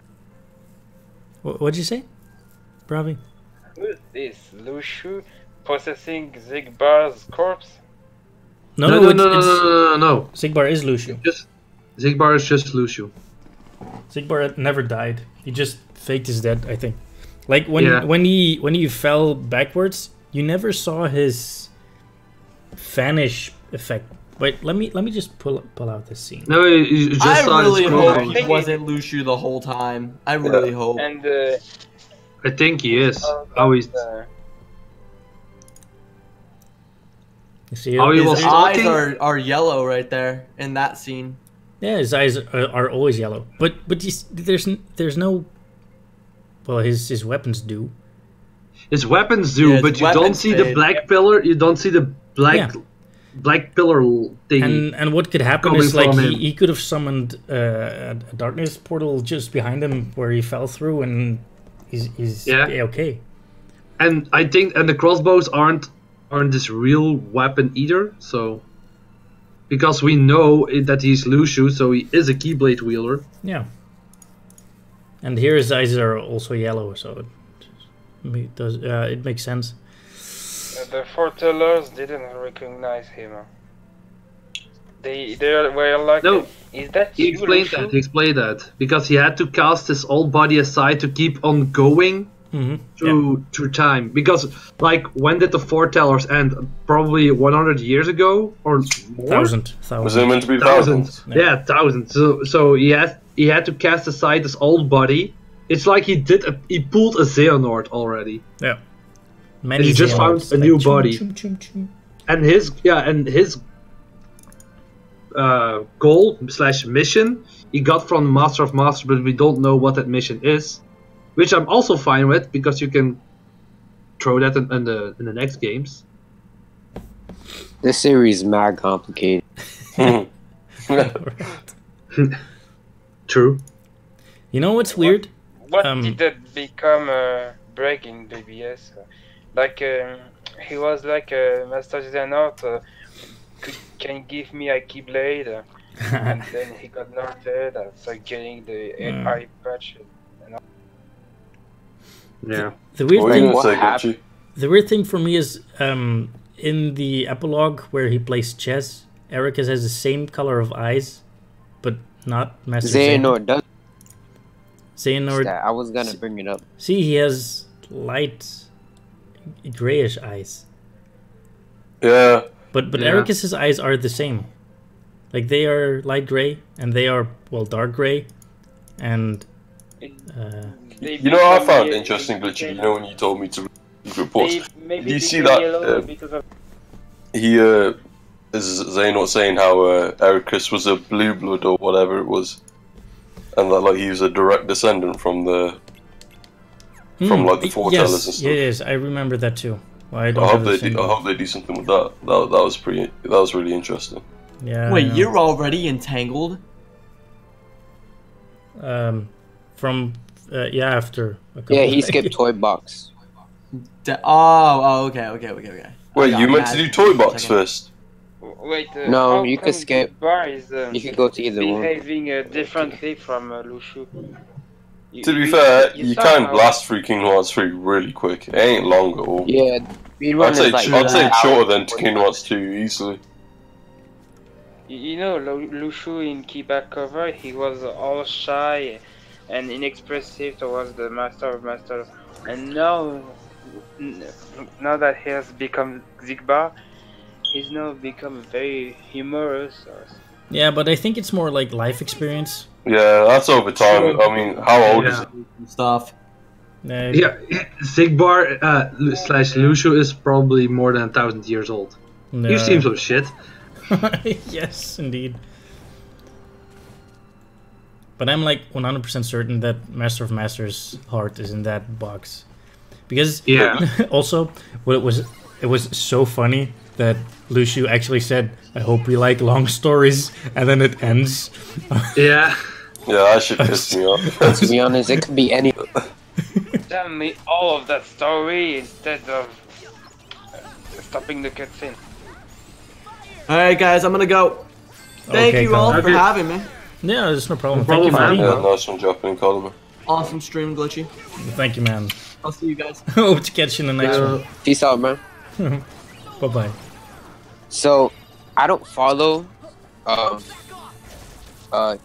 Chi or Union Cross or whatever. Yeah. So like when I first seen the cutscene of like the epilogue, I low key thought that Lushu was the Master of Masters until like I watched something and I felt so stupid, and it made me rethink like who could it be? Like I'm just thinking like would they bring back somebody that already died? You know? Like As a Master of Masters, you mean? Oh, you well maybe if it's his heart in the chest, then they need a vessel. Yeah.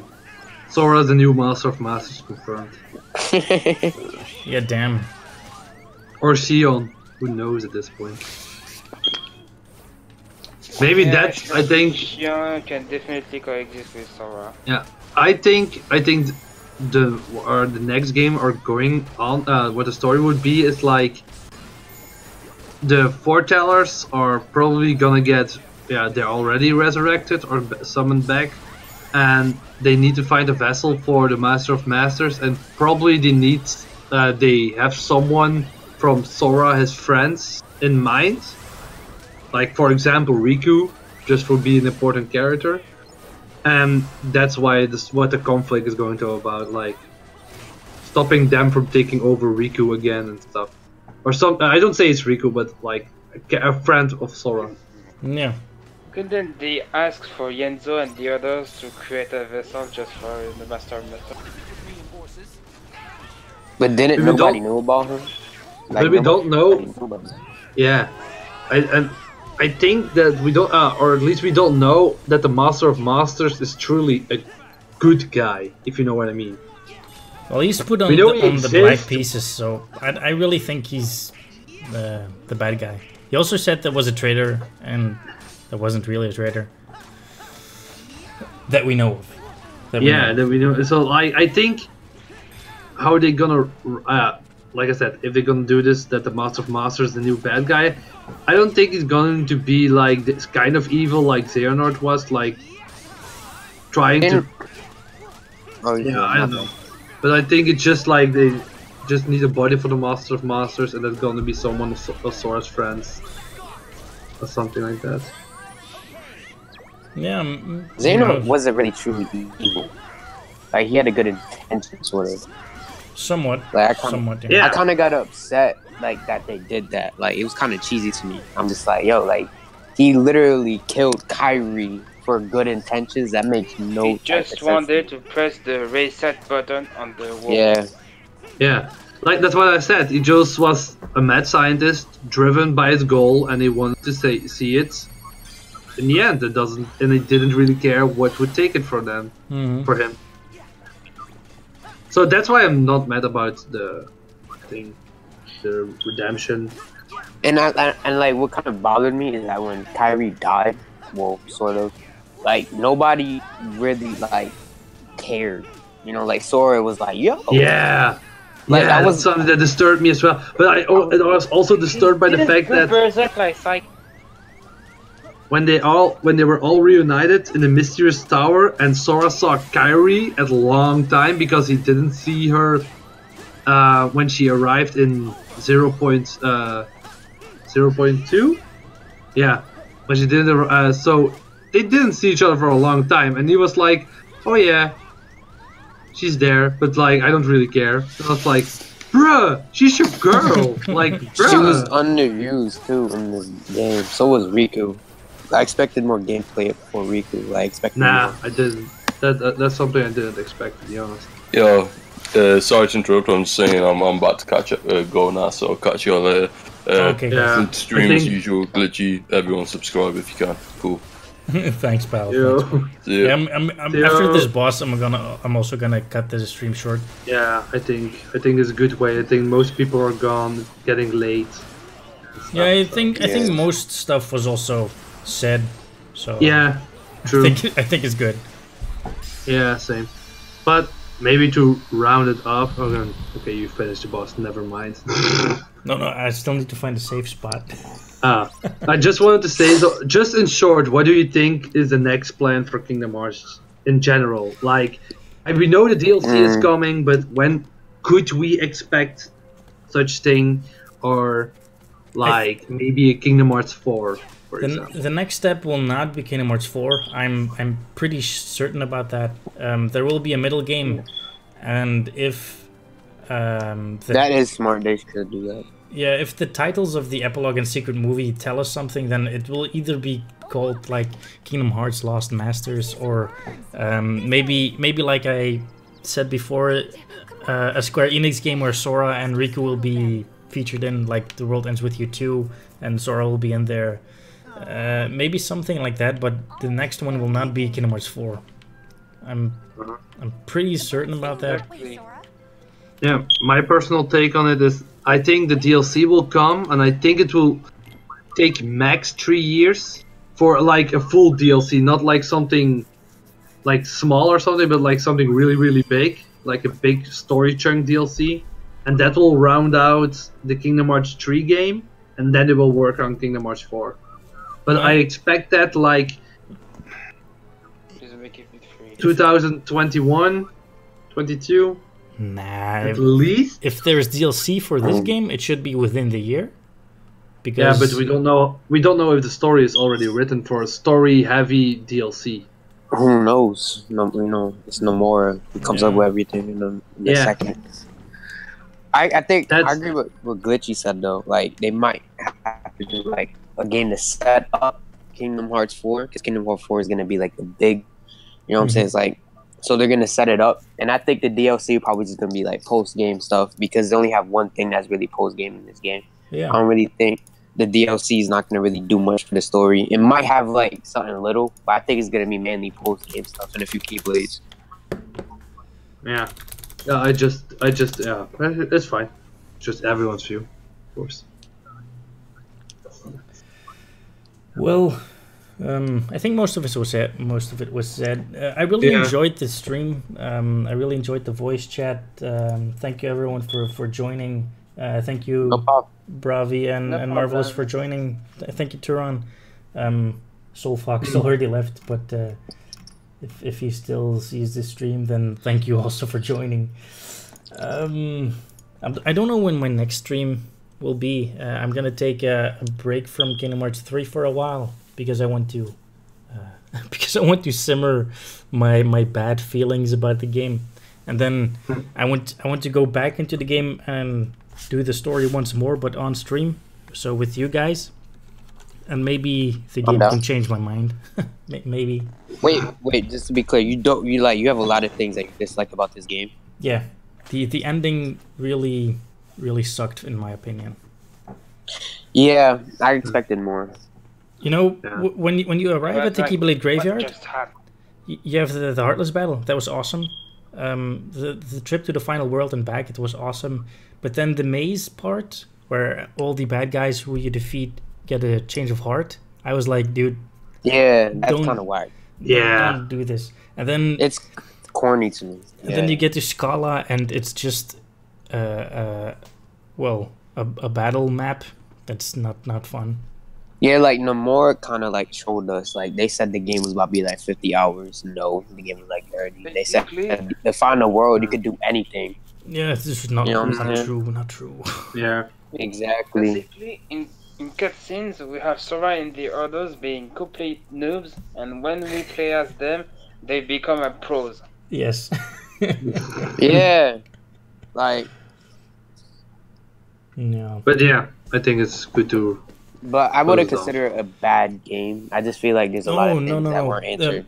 It's definitely not a bad game, because while I was playing, I had so much fun. I really had so much fun. But it's just the end because is like I had so really- much fun. The ending disappointed me so that I was actually disgusted by the game. Yeah. Because Just I went, gets- I went to the game store and the trailer was running on the monitor over there, and I was like, ugh. And I just walked away, and then I realized what I did, and I was like, dude, I was just disgusted by Kingdom Hearts 3. This shouldn't happen, and that's why I wanted to take a break right now, maybe a month, or maybe a couple of weeks, and then come back to streaming maybe once or twice a week, and then do the story once more with you guys. And maybe we all can have a change of heart within the game. Like, okay, maybe create some theories all together. Yeah. And maybe we see some stuff Yeah, we didn't see at first. Maybe it's true. So that's why I want to do it. Just Yeah. let it simmer for a while and then come back. Told you, Glitchy. Told me what?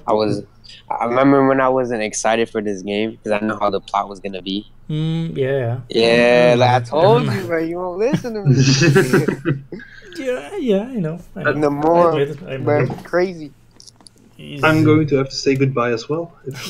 Yeah, me too. It's getting late.